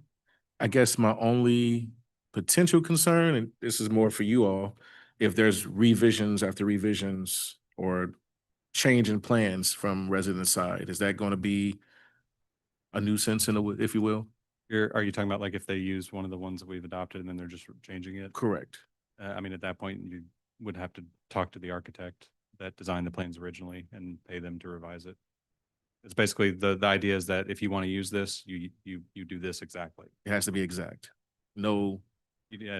Don't move the porch. You can't change the roof line, anything like that. It's if you want to use that plan, you use that plan. And if you want to change that plan, you go pay the architect to change that plan. Okay. Perfect. Thank you. Thanks, Councilmember Henshaw. 2 comments. One, I'm working actively at the moment to try to change that number from 0 to 1, working on it. We'll see how long it takes to get there. And this is going to sound really weird, but I actually disagree with requiring an architect to stamp it. I do believe we need a survey to show where it is, but I think in Georgia, the rule is you can design a house up to 5,000 square feet as a designer and not have to stamp it. So while I do believe that plans do need to be engineered correctly, I guess it doesn't say architect, it says architect or engineer to approve said drawings. I would say that Say design professional. a design professional could be a good term. The other way you could look at it is like companies that provide lumber packages, if you're like Home Depot, BFS, and others, they have licensed professionals doing engineering on their staff. So if you're going to do a custom job, then potentially you could get those plans stamped at no additional charge from that that wood provider. So I might just amend that to allow for that as and they are technically licensed engineers. So maybe that does cover that. Maybe just a licensed professional. Well, I don't want my dentist designing it, but they're nice, but they're not necessarily qualified. I don't know. I know because we have house designers designing 5,000 square foot houses and we don't require them to be licensed. But those plans are subsequently reviewed by engineers who are reviewing the framing plans. Anytime you use the word LVL or glulam, you have to have an engineer stamp your drawing. So like, I mean, the most basic stuff, you technically wouldn't need a licensed professional, but maybe I'm overthinking it. But yeah, it's the one time where it's like, it seems like, excessive, but I do believe that the surveys and, having an engineer review it is important. I do have a question about modifying existing structures. If you have a freestanding garage or a freestanding shed that already exists and you want to modify that, obviously that would require a design professional or a set of stamp plans, but that's just the variance process we've already talked about, right? So, but what about existing non-conforming structures? If you have a structure that sits outside the footprint, like somebody has a shed that's built, in the corner of their property and they want to turn that into an ADU, it's existing non-conforming underneath its current use as a shed, but would it have to be brought up to conforming as an ADU? If it, and I apologize, I don't have the number off the top of my head, but if the amount of the work is exceed, there's a threshold. 50% of the value of the structure or something. Then you have lost the legal non-conforming status of that structure. So You'd either have to get a variance, or make it conforming. Okay, that was it. Thanks. Councilmember Nasser. Yeah, I do have one question. So what if the detached property, how the taxation is going to work on that one? Are we going to put a tax, or the city or county, is it taxable or it's not? How? I think that I guess the question is kind of, is it going to be reported to the county? Like when the work is done, does the county know that there's two structures on the Yeah, because a lot of times most of the time there's a fire alarm or some kind of like smoke detector or something like that required. So probably, I actually don't know. It also depends, I would say too, for the county, for if there's a separate meter, like for water, or if the utilities are just run from the principal structure. I would say if we don't waive first read tonight, that might just be a question. How does the tax assessor get the information? We don't typically report stuff to the tax assessor. That doesn't mean that they don't pull our data, but we don't like send stuff to the tax assessor. If like I make a 300, 3,000 square foot addition on my house, they don't know until they drive by, or? Yeah, I'm not telling them, so. So detached property, not taxable. Is that so? Detached building, is it? So we are talking about livable space, or just a shed, or what exactly? It would be livable. It would livable space, no tax. Well, awesome. Thank you. Okay, Councilmember Ray.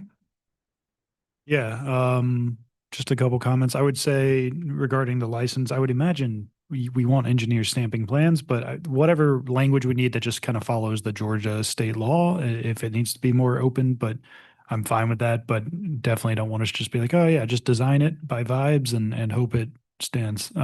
So open the language, but but make sure that it's safe. And then tangentially related, but you pointed out that we've had 0 of these pulled. Do you feel like what the bottleneck is for that? Is it just too expensive at the moment? Do you think these pre-constructed plans are going to help? What do you think is producing that? I think there's a lot of things. I think we are focused so much more on regulatory hurdles because that's one of the things that we can control by ourselves for the most part. We can control our zoning, we can control our permitting processes and stuff like that. There are other factors. Materials are expensive. There's also just kind of, people not wanting to be the first to jump out there and try it and see what happens. And I remember when we were adopting this ordinance, I looked at what some of our neighbors who have allowed ADUs have done, and even some of the ones that have had it forever, with much larger populations, have had like 10 or 12 built or something like that. So it's kind of it's a lot of things at once that are happening. And a lot of people just aren't really flush with cash right now either. Yeah. So I saw, it might have been in a previous draft, but I think I saw a map with the comprehensive plan that highlighted properties that could use ADUs. Did we get, it was a very blurry map though. Do we have a general percentage of residential properties that are actually just by right, not needing a variance, able to have an ADU? Yeah, that map was, trying to remember how we got there. That map was basically looking at like unit sizes and the locations of the structures on the units and basically trying to just make a really broad analysis of which ones may be a good fit. So, they could be, it could not, they could end up not working, like could be way too hilly. There could be a stream buffer, like a tree they don't want to remove or something like that. But that was just kind of a broad pass of the size of the lot, the location of the structures, and kind of how much room they have to work with, where it would seem like a good fit or not. But it was a significant portion of our residential area. Okay. Because we do have some pretty large lots in most of the city. Would you say more than 50%? Okay, cool.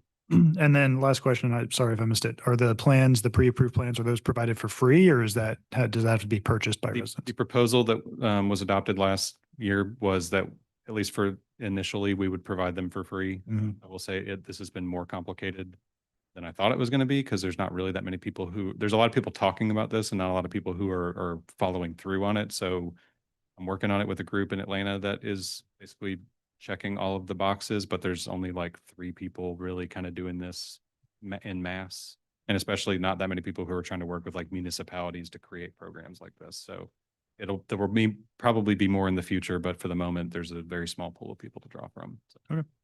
That's it for me. All right. Councilmember Evans. I feel like this is already addressed, but just to cover it, that utilities have to still be done properly with an ADU. Yes. Especially if it's detached, right? Right. The whole thing has to be permitted. So, whether or not you're going through the process of getting a new meter, whether or not you're just running your utilities off your house, all of that, like that's all part of the permitting process. So, And I don't want to overthink this, but just to future-proof it, what if it's detached and a proposal for a new driveway with curb cuts exist? we still don't allow 2 curb cuts. So if they wanted 2 curb cuts, that would need to come to council. If they wanted to extend their driveway, like say to the rear yard, that's something we already allow. If you have like a detached garage in your backyard or something like that. So. All right. All right. Thank you. Thanks. Well, we can waive first read, or we can just let it come back next time if anyone wants to waive first read. I'd be willing to waive first read if you promise to get the question answered about the taxes. Yeah. Okay. I mean, I don't think there's any hurry on this. Yeah, we can wait. we can have it come back next. People are knocking down your door to apply for these taxes. All right. Thank you. All right. Next up is Chief Dayette.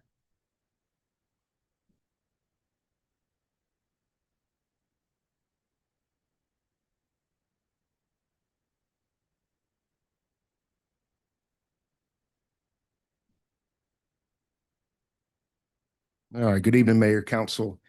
So we have an agenda item tonight for a flock discussion. As you all know, there's been a lot of discussion going on about flock lately in the media.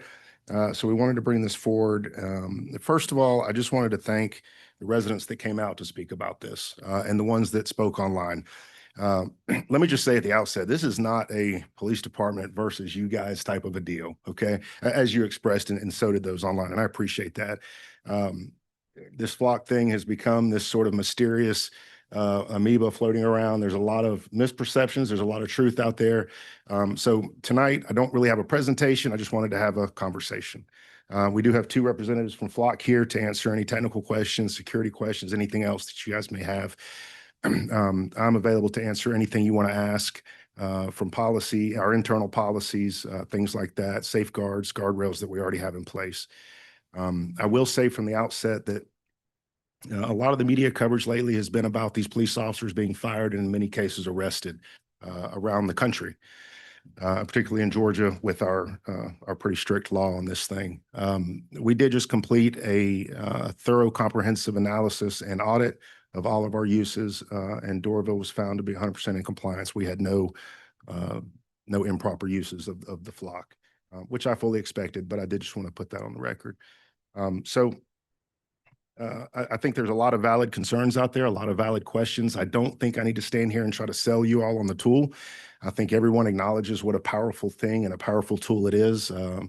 And I think that's part of what can make it scary. So it is a great tool. We use it all the time. We've solved cases. We have success stories. I'm not trying to sell you the product.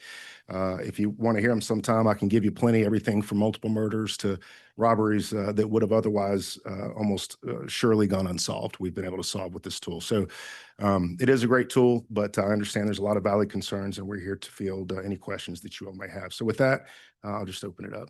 Okay. I mean, do the representatives from Flock want to introduce themselves, or do they have any thing they want to add?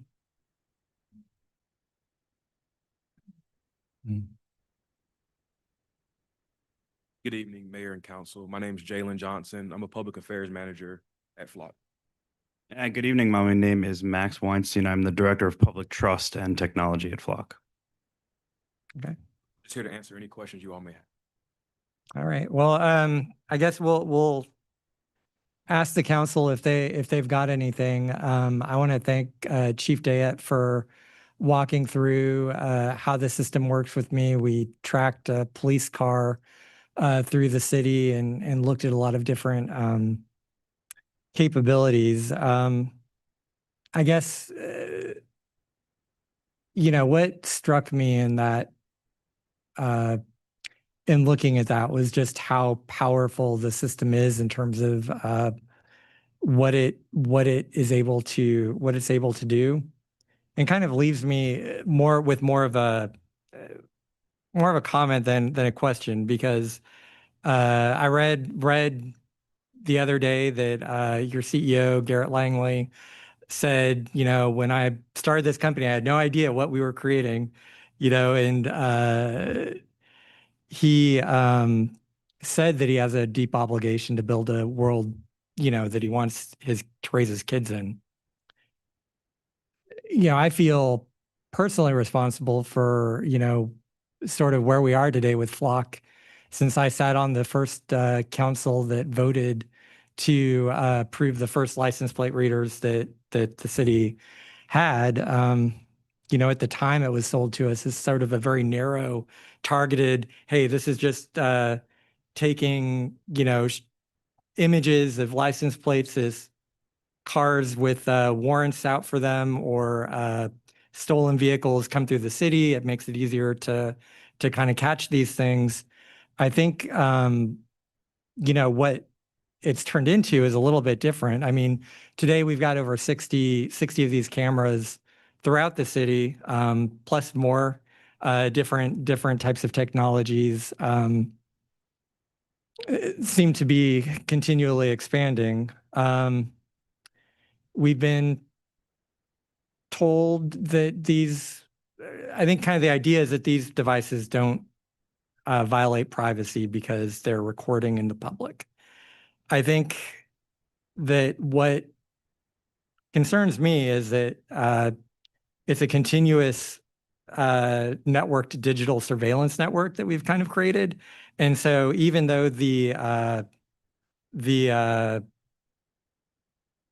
all of these are in the public, I think they're able to compile information in a way that no member of the public, no police officer, not me or you would ever have. And so you're actually able to identify who people's associates are, who, what cars go together, what types of, you might even be able to, like, based on an article I read today, type in, look for suspicious activity, and it would just like pull up things about people that, maybe they're breaking the law, maybe they're not, but suddenly they're caught in this dragnet because of the information that's collected about them. And that same article talked about a new tool you guys have called OS Investigate. This feeds into the system arrest records, dispatch logs, commercial databases that contain social security numbers. I think someone mentioned that earlier, and personal contact networks. And so it is creating a digital dossier on everybody in the city. So like any of us who are driving through Doraville, we've basically got a little folder over us that says, here's information about this person. I have confidence in the Doraville Police Department. I know they're not going to misuse that. However, this is really like a corporate enterprise that's sort of moving faster than I think even you guys and your leadership knows what to do with it, based on the comments that your CEO made. I think that managing digital surveillance on this level is a huge issue. It, honestly desperately needs federal and state leadership, which we have not gotten. In the absence of those higher level guardrails, somehow this responsibility falls on the city of Doraville, and we're told, oh, you can make all the decisions about how to safely use this technology. I mean, honestly, I don't feel equipped to say how we can safely use technology that can create a profile on every single person in this room. What I do know is that, my concern is that we can't run on just trusting Flock, at least until there are some clear boundaries that are established. I know you guys have some voluntary things that you're doing now to try to better manage, like who's going into profiles and who's pulling up information about their ex-girlfriend or whatever. And Chief Dayett and I talked about that, and the audit tool does sound very good, but it doesn't necessarily answer all the other questions about the fact that we've basically profiled everybody in the city, which is one of my biggest concerns. So I guess it's just like a learning conversation. Curious if you guys have anything to say about that. Obviously, I think also we'll get feedback from our council. I don't think we're taking any actions tonight, but I wanted to express how I felt about it. Thank you very much, Mr. Mayor. One thing that I want to just tap on and agree on is federal and state guardrails. As a company, we fervently agree in that there should be federal and state guardrails. Absent of that, we have made some policy changes. Those are the announcements you're referring to from last week. In regard to the Wired article this morning and OS Investigate, it is a beta tool. It is in testing. It is not ready for the general market. It is not a tool that is installed in Doraville. It is not a tool that Doraville has looked at installing. So in response to your statement about creating a profile, Flock LPR, Flock makes a number of different products. So I think that that's kind of a fallacy that gets lost in the misinformation in the media. We're known for LPR. We're known for license plate readers. It is how we became the company we are today. Flock LPR systems, what you have installed in Doraville, do not look at people. They look at vehicles. So the OS Investigate tool that you're talking about, which aggregates data that already exists in other systems in a police department, is not something that is active in use or in procurement for the city of Doraville. It's not, but it's a capability you guys are exploring right now, right? It's a product we're developing. If the city of Doraville were interested, it would be a completely different product. It wouldn't just be a switch to. But it's a software package that would work with our existing equipment. It would work with your existing equipment, but also other systems that you have at your police department. So, and if you were to want it, it would have to go through whatever procurement process existed here. It's not something that we could just flip on and have active. It requires a significant amount of engineering work. Okay. Councilmember Simmons? Thank you, Mayor. I agree with everything you stated, Mayor, and took a lot of my comments out of my mouth. But I want to make sure that like when there are updates to this system, that all the boxes are checked off, and we're the ones who check on what options and all that we want associated with our Flock contractor cameras. Also, I mean, I've had a good experience with Flock. Like me personally, it helped find someone that threatened me in a way on one of my properties. Found it within minutes. So like, I think it's great there. It was great, but just the privacy and what can happen with all of this information is the scary part. And I just want to make sure we have it under control and have some checks and balances in line with that. So that's sort of my comment about Flock. Like I agree with it. I think it helps out. I know it helps our police.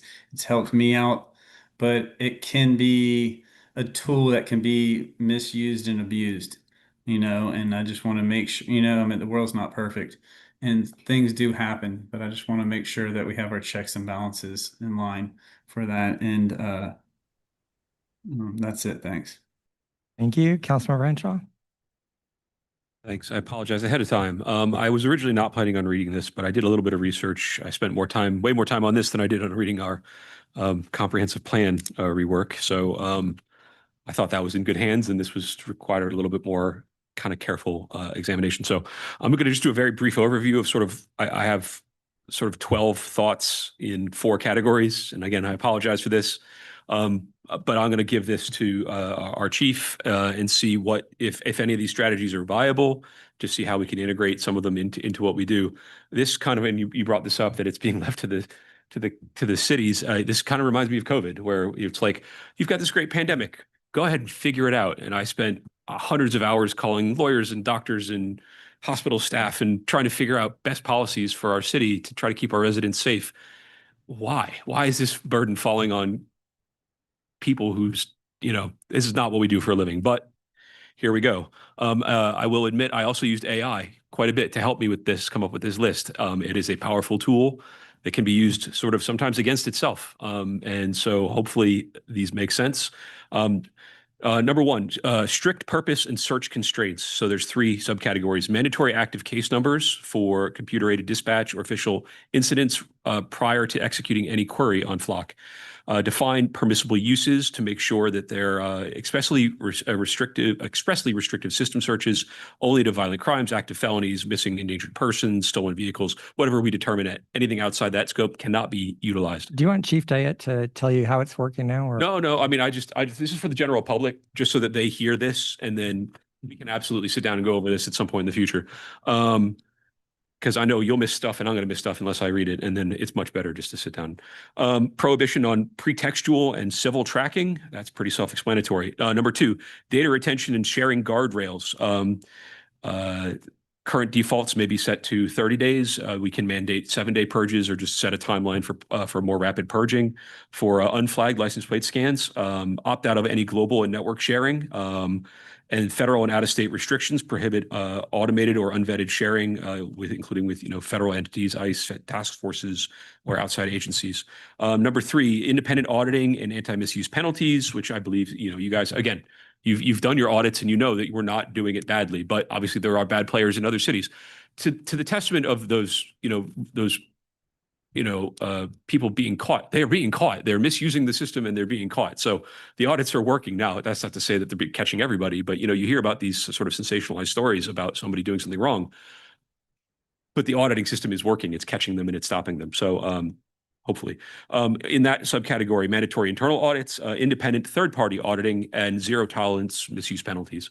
And then number 4, operational standards and public transparency, mandatory visual confirmation to require officers to visually verify plates and vehicle descriptions and states before enforcing a traffic stop.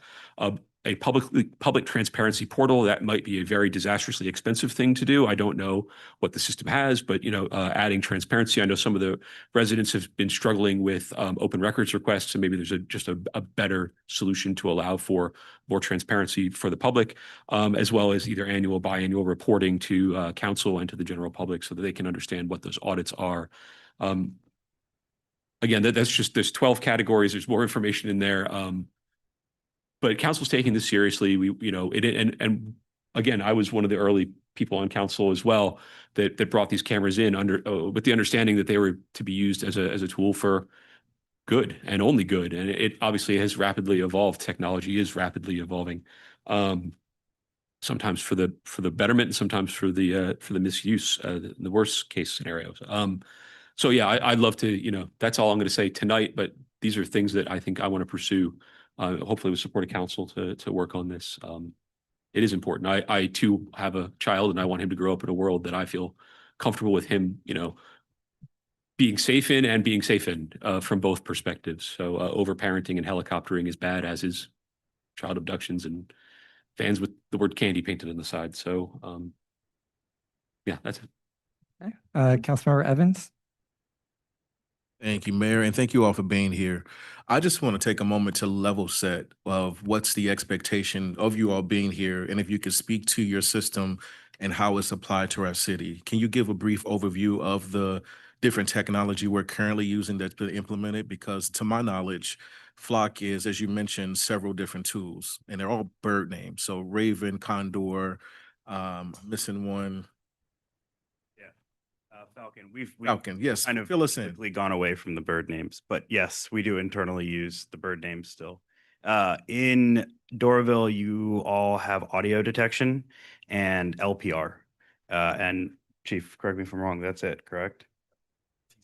And two pan tilt zoom cameras, or I'm sorry, a few 16 pan tilt zoom cameras in the city park. So let's go one by one. LPR, as I said, license plate recognition is our bread and butter. That's how we entered the market. LPR are single point in time images. So it's not a continuous video recording, single point in time images of vehicles as they pass the device, vehicles on public roadway in public spaces. Those vehicles are retained on a retention schedule. I believe it's 30 days in Doraville, 30 days here. And at the end of 30 days, those images are purged from the system. Those images can be queried based on crimes that occur. We have made several substantive changes to the system within the last year, including the announcement that I talked about a few moments ago. Those are, to your point, Councilmember Henshaw, those are, we now require from a standardized list of NIBRS, which is National Incident-Based Reporting System, any officer or user in the country has to select, the first question you have to select is, why are you searching? So that used to be an open field text. And what we found is that it was very difficult to standardize across the country what people were using to search. We have changed that completely. So now you have to select from a predetermined list before you hit search. You are unable to query before you do that. And then some of the other changes that we are now using, you are going to be able to control what other agencies search of your system, meaning by that NIBRS code, you are going to be able to select, for instance, if there is a homicide that they're investigating, that is likely something that you as a council, as a police department would like to give another police department in the area permission to search your cameras. But perhaps you don't want to for a misdemeanor charge or what have you. In addition, we now have federal and reproductive care toggles that you can toggle on, meaning that if somebody is using that to search in another state, in another jurisdiction, your data will not be returned with that. In addition, we also have the same toggle for immigration searches as well. In addition, there's a lot of fallacies out there that we share data with immigration enforcement. Nothing could be further from the truth. We are the only LPR vendor, and there are other major LPR vendors. We are the only LPR vendor on the market that does not have a contract with ICE. And so they are not in our system on a contracted basis, period. Any other questions on LPR? I'll move on to audio. Yes, please. You can move. Okay. Audio detection is not a new technology. There's another vendor that's been out there. Audio detection looks for specific stimulus that is audio stimulus. So primarily gunshots, fireworks. Using multiple sensors, it can triangulate the location of those gunshots, therefore allowing officers to get on scene much quicker. Also, a lot of times people don't call 911 when they hear gunshots because maybe they're not sure they're gunshots, maybe they think they're fireworks. This system can differentiate between a gunshot and a firework. And these are the ones that have like the satellite dish that's tilted back. Is that correct? I think you could see those solar panel. Yeah, Is that correct? So most of our hardware is solar powered. Okay. This is a smaller device that you'll see, so it's not the big cameras. They're the ones on the black poles. Yes. Do they have cameras on those? No. No. Nope. We do not have any I don't believe. The one the person was talking about was actually the mic. Okay. It was a mic. It's So- getting audio, like, but only if it's not recording anything from what I understand. Right. Yeah. The resident from Allen Drive, that is, the appearance does look similar, but that is one of the shot detection systems. It's not a camera. And she asked that we move it. Done. It's as simple as that. Flock will come and move that to a different yard or whatever right away. So not a camera on that particular resident, just. Gotcha. The audio detection devices do not have long-term recording. They listen in 5-second increments. If they do not hear a certain stimuli, they do not alert, and those last 5 seconds are deleted immediately. So there's no retention of audio unless there is a specific stimulus, being a gunshot, firework, or car crash detection. That is all that they alert to. And then pan-tilt zoom cameras, they're pan-tilt zoom cameras. They're fairly self-explanatory. The difference is Flocks can be solar powered, whereas a lot of other vendors, you have to run power, you have to run fiber. So it's much easier to deploy our cameras in open areas such as parks. And Chief, to my knowledge, we only have those cameras in our parks. They're nowhere else in the city. That's correct. Okay. Yes. So that is, oh, sorry, sir. That's the product suite for Doraville. All right. What about the software? So yeah, everything comes into, Your value is in the software, right? So. I mean, technically it's in the hardware. We have a software component that allows users to access and search and get alerts. And so that is obviously in all of our deployments, depending on what hardware is deployed on the edge. And that information, the searches, the data, et cetera, we have that for 30 days. Then it's purged.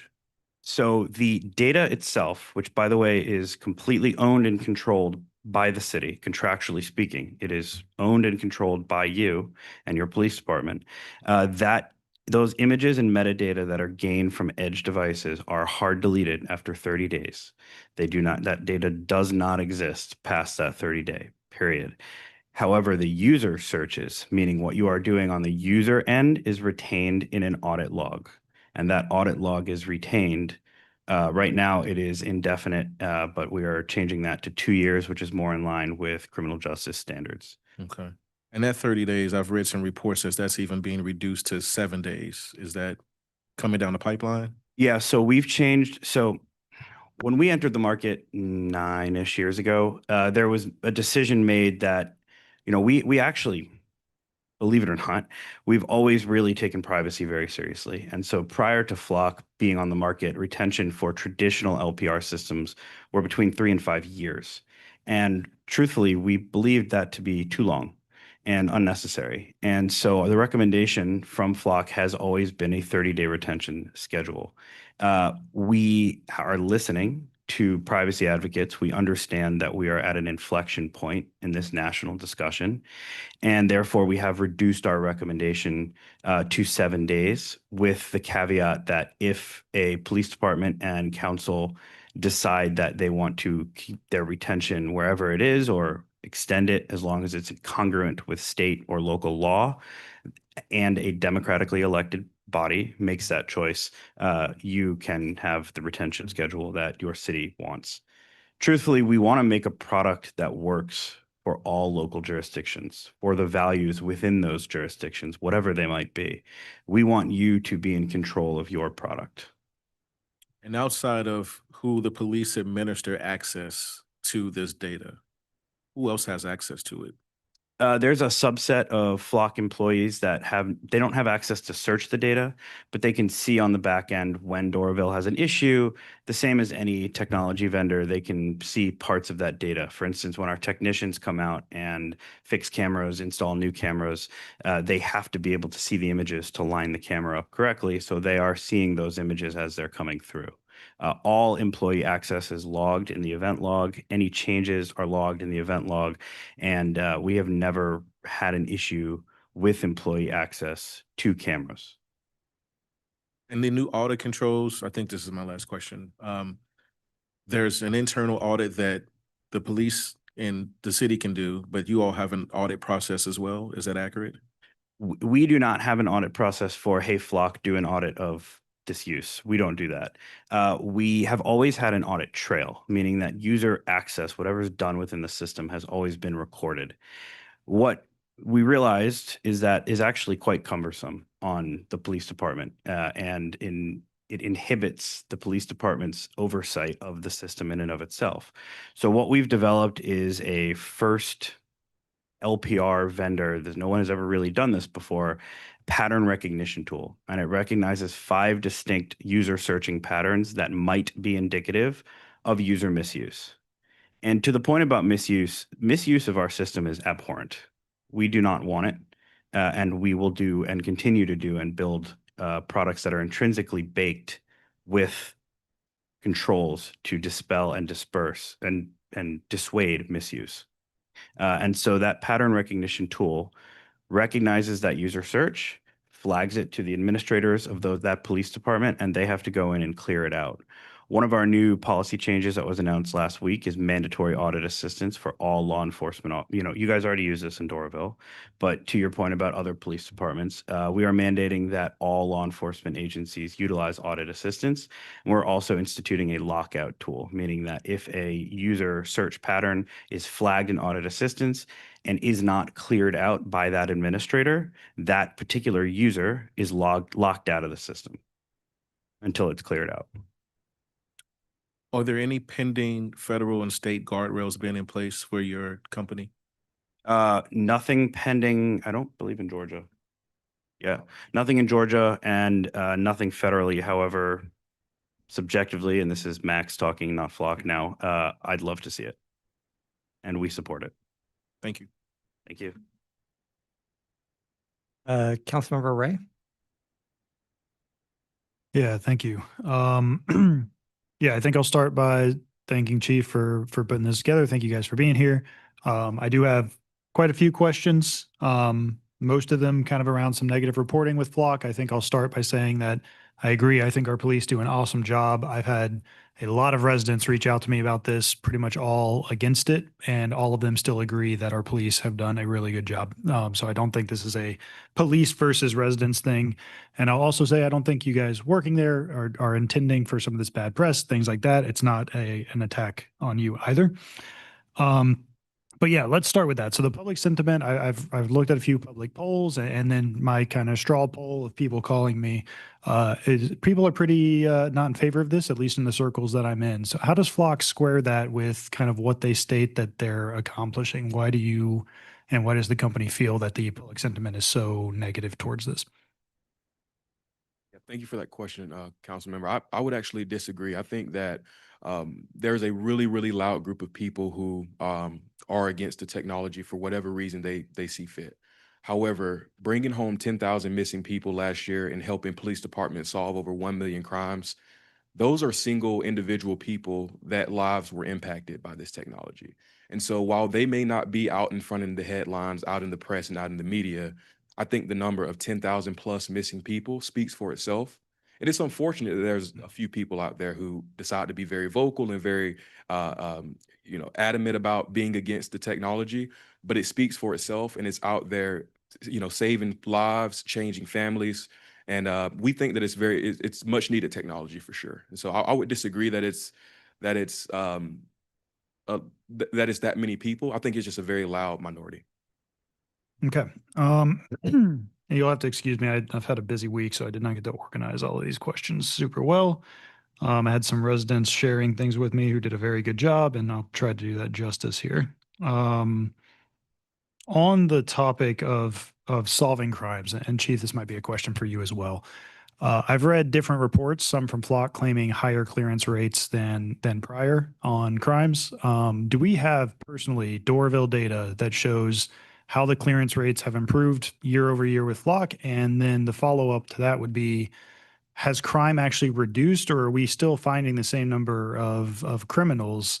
Because I'm more concerned with how do we reduce crime overall, not necessarily how do we catch the most criminals possible. And I think those aren't always the same goal. So we don't have a detailed study on this, no. Anecdotally, I can tell you that we certainly clear more cases with the tool. Has it reduced crime in general? I don't know. I could look, my gut says no. I could look back year over year at our crime rates and really put some numbers to that and get with you later. We are certainly, like I said at the outset, clearing crimes that otherwise would not have been cleared. So I would say we're clearing more crimes. Has it reduced crime in general? Again, my gut says no. I can try to put some numbers to that. Okay, thank you. Okay, next question here. The terms and conditions based on all my research for Flock contracts are now housed on a web page that Flock controls. Those terms and conditions, I believe prior to February 2026, the 7 months leading up to that, or I might get this mixed up. I think it was the 7 months leading up to that, Flock changed those terms 4 times, or it might be in the 4 months, it was 7 times. So either way.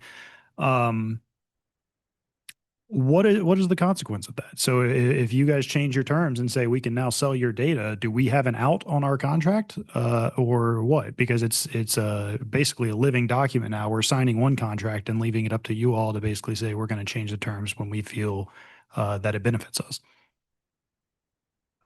Yeah, so my knowledge, the substantive change that you're talking about only occurred once.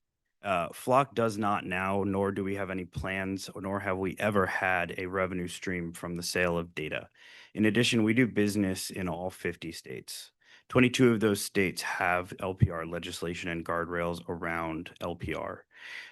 14 of those 22 states have specific provisions prohibiting the sale of data from LPR vendors. We use the same software in Georgia that we use in those states. Contractually speaking, the actual substance of those terms and conditions have not changed. What, to your earlier point, why is this conversation happening and why are people so vocal about it? I think that there is a massive gap in actual understanding between what the system does and what people think it does. And if you Google this system with no prior knowledge on what it does and no law enforcement experience, what you will find is a litany of complete fallacy that some is based in half truth and some is based in absolutely no truth whatsoever. But the ultimate decision that many people come to is that it is an objectively scary system. When in reality, if you bifurcate Flock from other LPR out there, and even those vendors bifurcated from the collective LPR industry, what you find is that we are really, really doing hard work to make sure that there are guardrails and that there is transparency as much as possible within the system. So to your point about the terms and conditions, we are actually just getting ready to change them again. And what you will find is that the reason we're changing them is because they are not clear enough for the general public. The substance of those terms and conditions are not changing. It will now explicitly state, which it already states, but now it will be explicitly stated that we cannot and will not sell your data, period. So, but the terms can change. They're subject to change by Flock, and we're still locked into our contract when that happens, even if it's not the substantive part, but the terms are open to be changed kind of on a whim, effectively. Industry standard SaaS agreements, that's correct. You mentioned there's no plans for a revenue stream to sell data.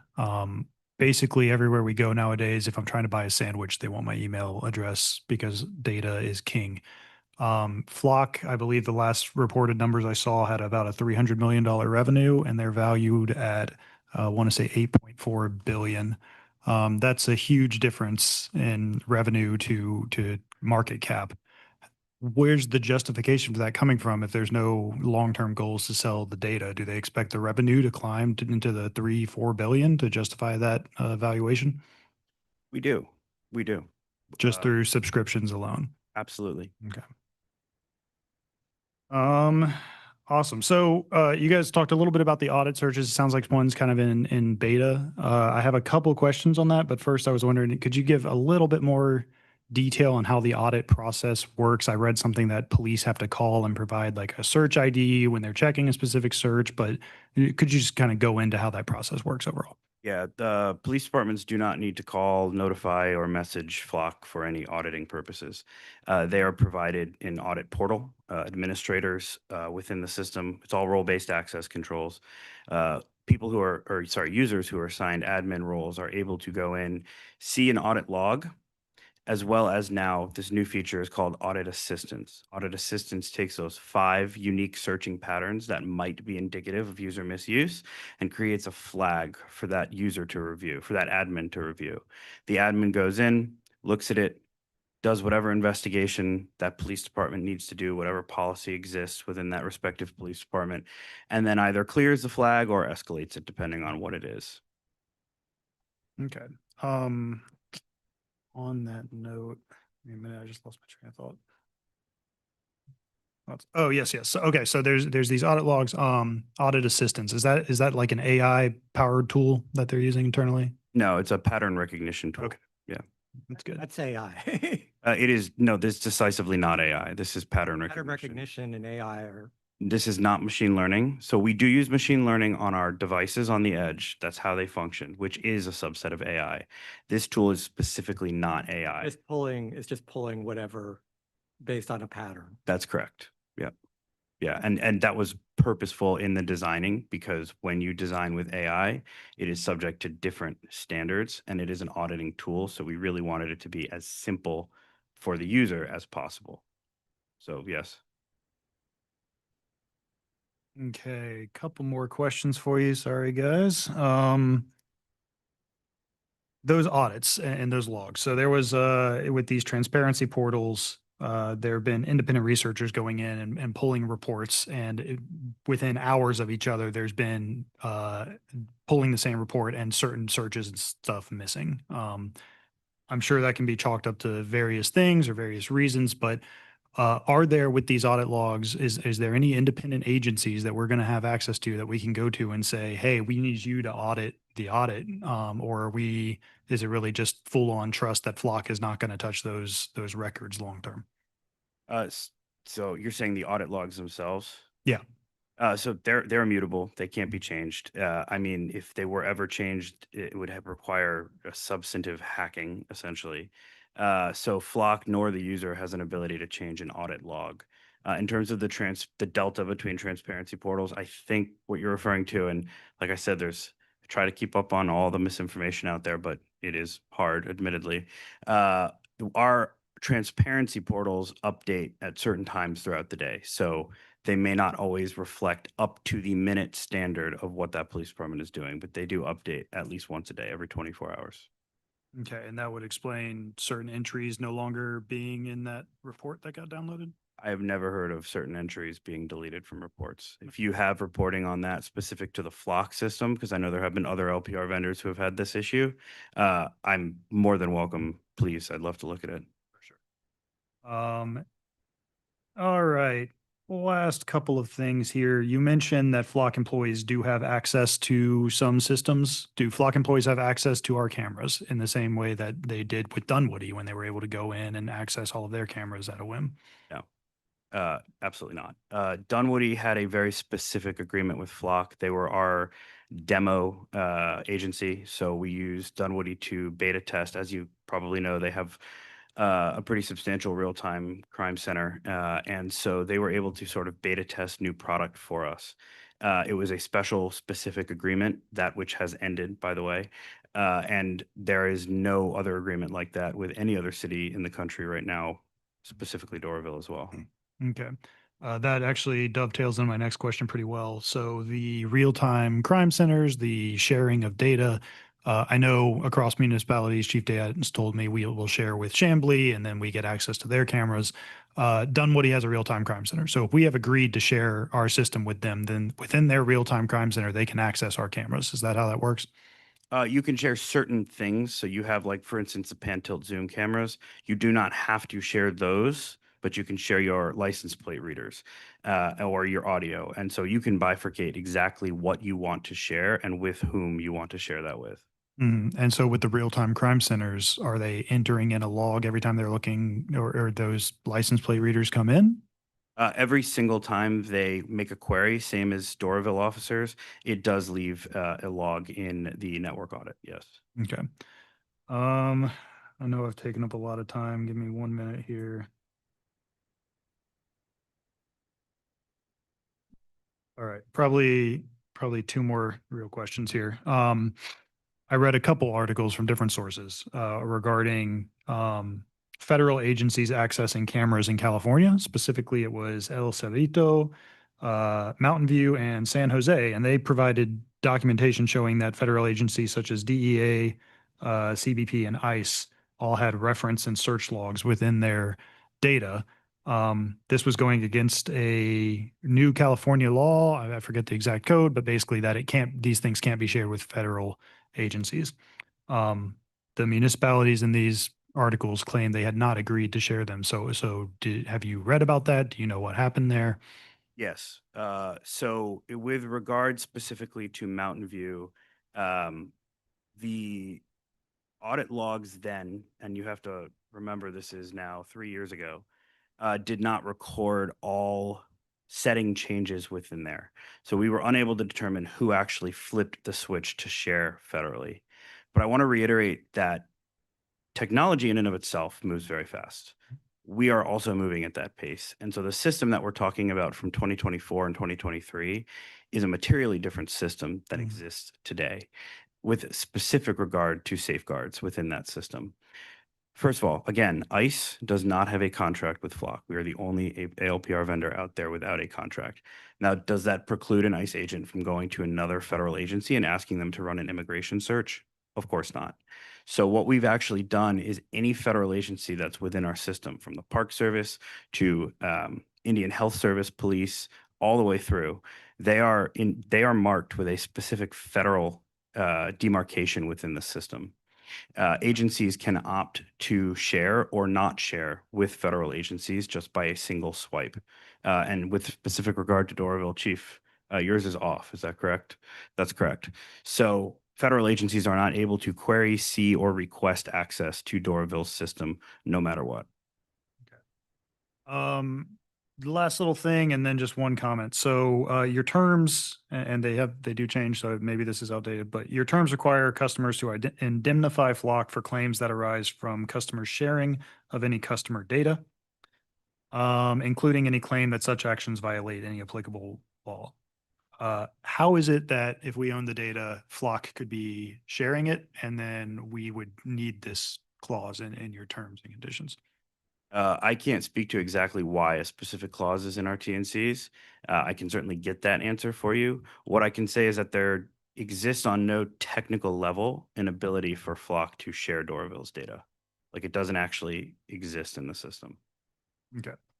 All right. Those are my questions, and I'll try to make this quick. The reason I'm kind of going in deep on this is not specifically against Flock themselves. I have very real reservations about any sort of surveillance system like this, especially without federal and state guardrails. I can imagine, and you can consider me hyperbolic or conspiratorial, but I can imagine a bogus executive order that grants ICE access to all camera networks in the country, and they get to go and just try to hunt down whoever they want to. I mean, I can see very nefarious uses for this technology, even if I can talk to the employees and believe that you're trying to do your best to add these audit features and stuff. So my concern comes from, I think, the real potential negative misuse of this, and not from our police officers, not even necessarily from the company itself, but just it's a very powerful tool. I think we've seen that, and I don't know that we've really scratched the surface of just what it's capable of if it heads in a direction I don't think we would agree with. So that's the reason for me going in on that. I'm sure I didn't do it justice compared to what some of the people have called me about, but I appreciate you being here and sharing your thoughts. So thank you. Thank you. Councilmember Nasser. Well, thank you for being here. I would like to ask, so you are saying that no law enforcement or no public has access to this information, right? Any General public? general public, The search LPR data? search LPR. No, that's correct. So to that question, what about a Home Depot, Lowe's, and many other businesses, they have LPR cameras or they have those in their property. So how they do get access? They paid for the service. Yeah. So we're gonna take a step back just a second. I think there's this misconception that there's like this just mass database, right? And so going back to the way a database works, if you think about a giant file cabinet, there's this misconception that every single flock device in the country is feeding this one file cabinet, and then police departments can access that file cabinet. That's actually not how the system is built. Each police department, each private entity, because we do sell and have substantial contracts with places like Home Depot and Lowe's, has their own system. It is completely bifurcated from all the other systems. They choose who they want to share with specific regard to our private customers or corporate customers. Flock was built for HOAs. That is why the company was started. So that is the bread and butter of why we came into existence. Those customers have access to their specific devices only. They can choose to share that information with a local law enforcement agency, but that is not reciprocal sharing, meaning that they cannot see law enforcement data. They can't see data gained from public devices, period. Okay. So my second question. So you are saying that you guys do not share any information with ICE or immigration, right? That's correct. What if, and there's a lot of other police department who are working with the ICE, and they could get the access, right, through them. You're talking about specific Doraville data? No, specific Doraville data. So when you share with an agency, Everything is going to a pot of data, right? Basically, it's not. No, it is your data. It is you control who that specific data is shared with. So let's say Doraville shares with whatever, John's police department. I'm just going to make up a name. If you share with that police department, there is no daisy chaining of data. So even if that police department decides that they want to share their data with federal law enforcement, and again, ICE is not a contracted customer. They are not in the system from a contractual point of view. If that law enforcement customer decides they want to opt into federal sharing, they are not able to share the data that is shared with them. That's what we call daisy chaining of data. That does not exist from a technical level. But if they happen to be working with a federal agency and a federal agent is sitting next to them at the terminal, they could do a search for the federal agent. There's nothing we could do about that, right? They would have to put in that it was an immigration search, or they would have to lie. And if they lie, that's a violation of law. Okay. Next question. I'm sure we all know the answer, but I'm still asking the question is, so the Flock system basically use a face recognition system, is a facial recognition camera. Do not have facial recognition. And it profiles the person, vehicle, color, dent, sound, etc. Right? Flock does not and will not use facial recognition. But you can profile a car. What do you mean by profile a car? You could say, hey, I'm looking for brown Camrys with a dent, with a bumper sticker, that says blah, blah, blah, and it will find that car. It depends on, so we have First Amendment protections baked into the system. So if that bumper sticker says. Well, don't worry about the bumper sticker. I'm just saying it can profile a car. In the way that you're saying, you can search for a car. I wouldn't call it profiling a car. I would call it searching for a specific. Well, okay, let's look for that particular car. Sure, you can search for that particular car. Yeah. So, I mean, you don't have facial recognition, at least built in. It certainly, I think the system would be capable of it if you added it, but it's not part of what they offer right now. Person who driving the vehicle and all the other stuff. Okay. How do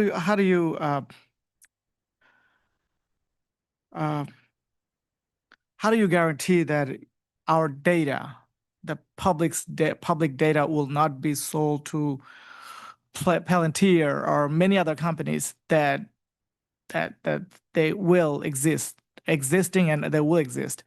And throughout the Georgia, we have more than 200 data centers, and there's more to come. And what is the purpose for it? But I mean, my question to you: how do you guarantee that? It's our privacy. It's our everything pretty much. Every single person who moving around those flock cameras, you profiling. There is no way, no how, without profiling. I mean, without knowing who's that vehicle is belongs to, who's that, what type of color is that, what type of dent it has, who's driving, and there's no way, no how, without making a profile to know that car belongs to so and so.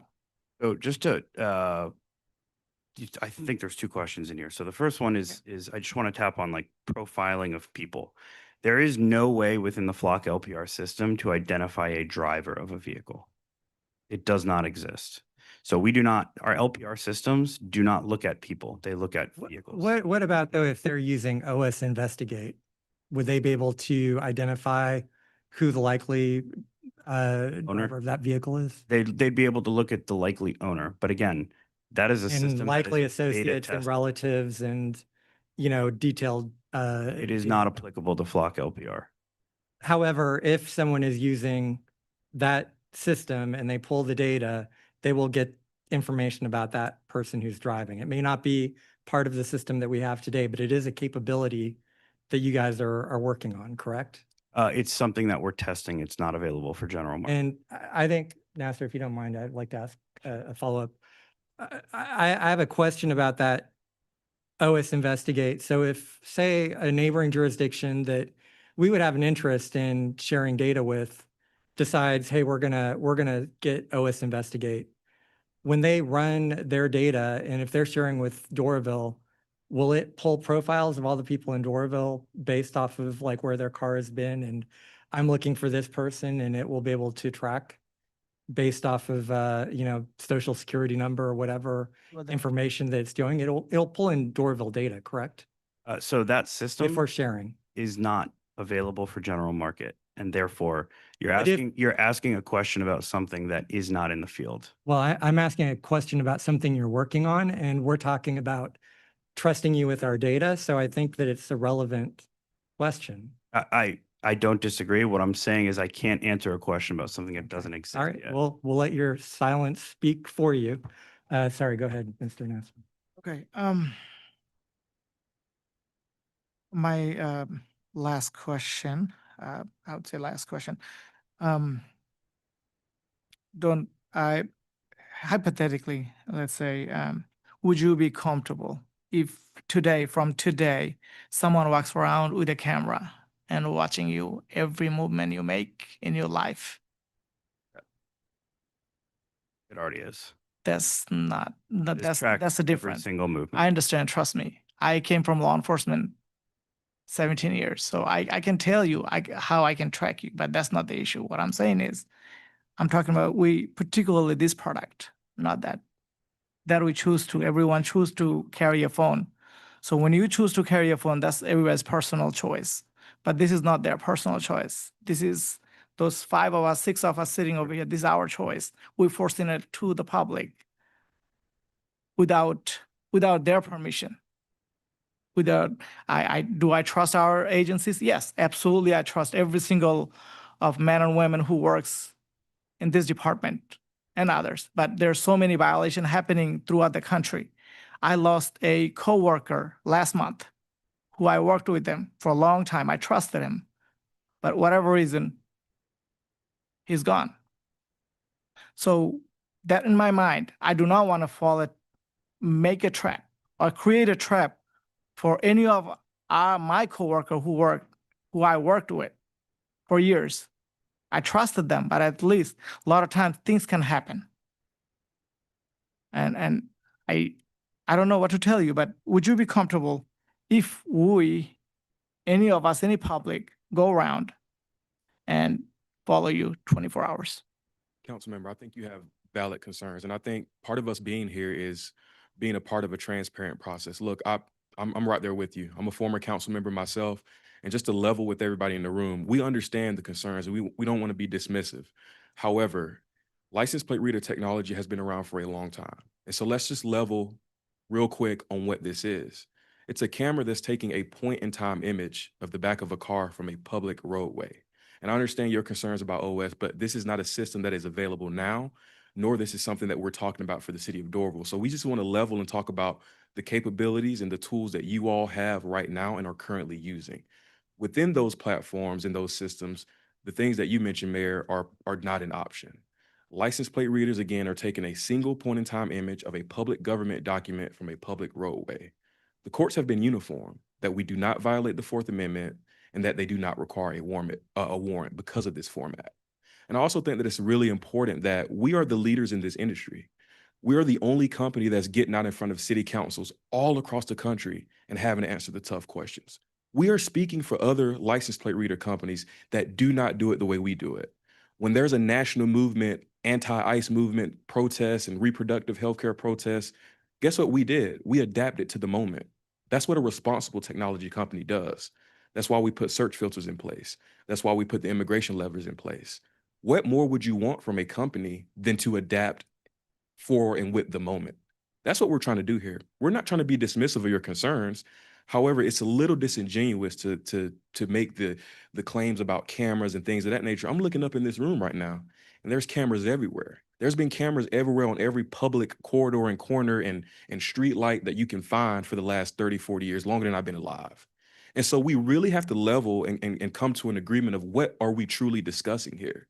Is it truly just our technology, or is it truly something else? And so what I will say is we're trying to be a responsible vendor, and we want to adapt to the moment, and we want to be responsible. We want the technology and the product to work according to your community values. Your community values don't have to come at the expense of safety. Those two things can and should exist in the same ecosystem. And so I just want to kind of level the conversation here to figure out what we're actually discussing. I know you talked about the camera here. Does data stays here? We do not share this information anywhere else. Correct. And And we it's also have also- to talk about what is data, right? So a license plate from a public roadway, the police still have to do their work. We're not collecting personal identifiable information. That image that is being taken from that license plate reader camera then goes into an the police department. If they pull it for an investigation, their siege is certified, so they have access to personal identifiable information. Flock cameras don't. We don't do any of that. We're just providing them an objective lead to do their job more effectively. And we've seen that all across the country. Again, more than 10,000 people returned home last year because of a Flock product. That is a lot of families, That's a good pitch. but As a it's a real number. Believe me, I came from law enforcement. I'm trying to tell you, you're trying to sell product. You are a salesman. I don't disagree with you. And this is your job to keep your product alive. This is our job to protect our citizens from any outcoming danger. So And I respect the work that you do, and I want you Thank to know you. that we want to be partners with you all in this process. I appreciate it for you being here. Thank you. I also wanted to say those are residents, those who are listening. We are sworn here to serve you and protect you at any cost, including my life. I don't care. If I have to save someone, I will. And that's my promise to every single resident here in Doraville. But I'm not suicidal. I'll tell you that one. But I'm here to protect and serve. That's why I get sworn in. Thank you, everyone. I appreciate whoever listening, whoever is present here. All right. Well, thank you, gentlemen, for coming and speaking to us. I know it was a little bit of a difficult audience, but thank you for hanging in there. Chief, thank you for bringing this to us. And, you know, I guess my final comment would just be that what I think the difference is that you have something else? Go ahead. I'm sorry. There's Dunwoody was brought up, so I just took the time to look them up, that there's a transparency portal that they have that offers community impact stats as far as data retention, total cameras, number of searches, et cetera, that's accessible to the public. I think something like that in this case could help us as well if we have that visible to the public on our website, Chief. We started working on it today. Okay, It'll that'd be be rolled amazing. out very soon. Perfect. Yes, sir. Thank you. All right. I think just what I was saying is that the difference is that Flock kind of came around at the same time that AI started really taking off. And pattern recognition is a AI technology that does look for patterns and put together things that no human is going to be able to put together. So something that might be innocuous, 20 years ago, today you can put together patterns in ways that no human being could. And you can construct, massive amounts of data about people. Yes, cell phone providers, other people are doing that. I personally think that we should have better laws to protect people in that regard. But all I have control over is, my position on Doraville City Council. And so I just think we have to be very thoughtful about how we approach this. So, yes. I believe me and other council member, we voted in this flock camera here. So right now, I don't think, my question is different now. My feelings is different than it used to be. And I respect everyone, all the residents and their opinions. Thank you. All right. All right. Well, thank you all. I appreciate you being here. We have an executive session, gentlemen. So it's time for council comments, and then we'll go into executive session, and anyone who wants to wait afterwards can, but I don't know what time we'll be back. So I'll let you know. Why don't we start with Councilmember Simmons? Thank you, Mayor. Just wanted to say thank you to Shantae for a great job she does, and being a city clerk. It's a never-ending job, and getting everything together for the special election. She's done a wonderful job, so I just want to say thank you to her. Thank you. Councilmember Nasser? Again, I would like to thank you, everyone who are listening, who are present. We are here to do our job. Forgive us if we are not able to meet your expectation, but we are doing best we can, and that's why we're here.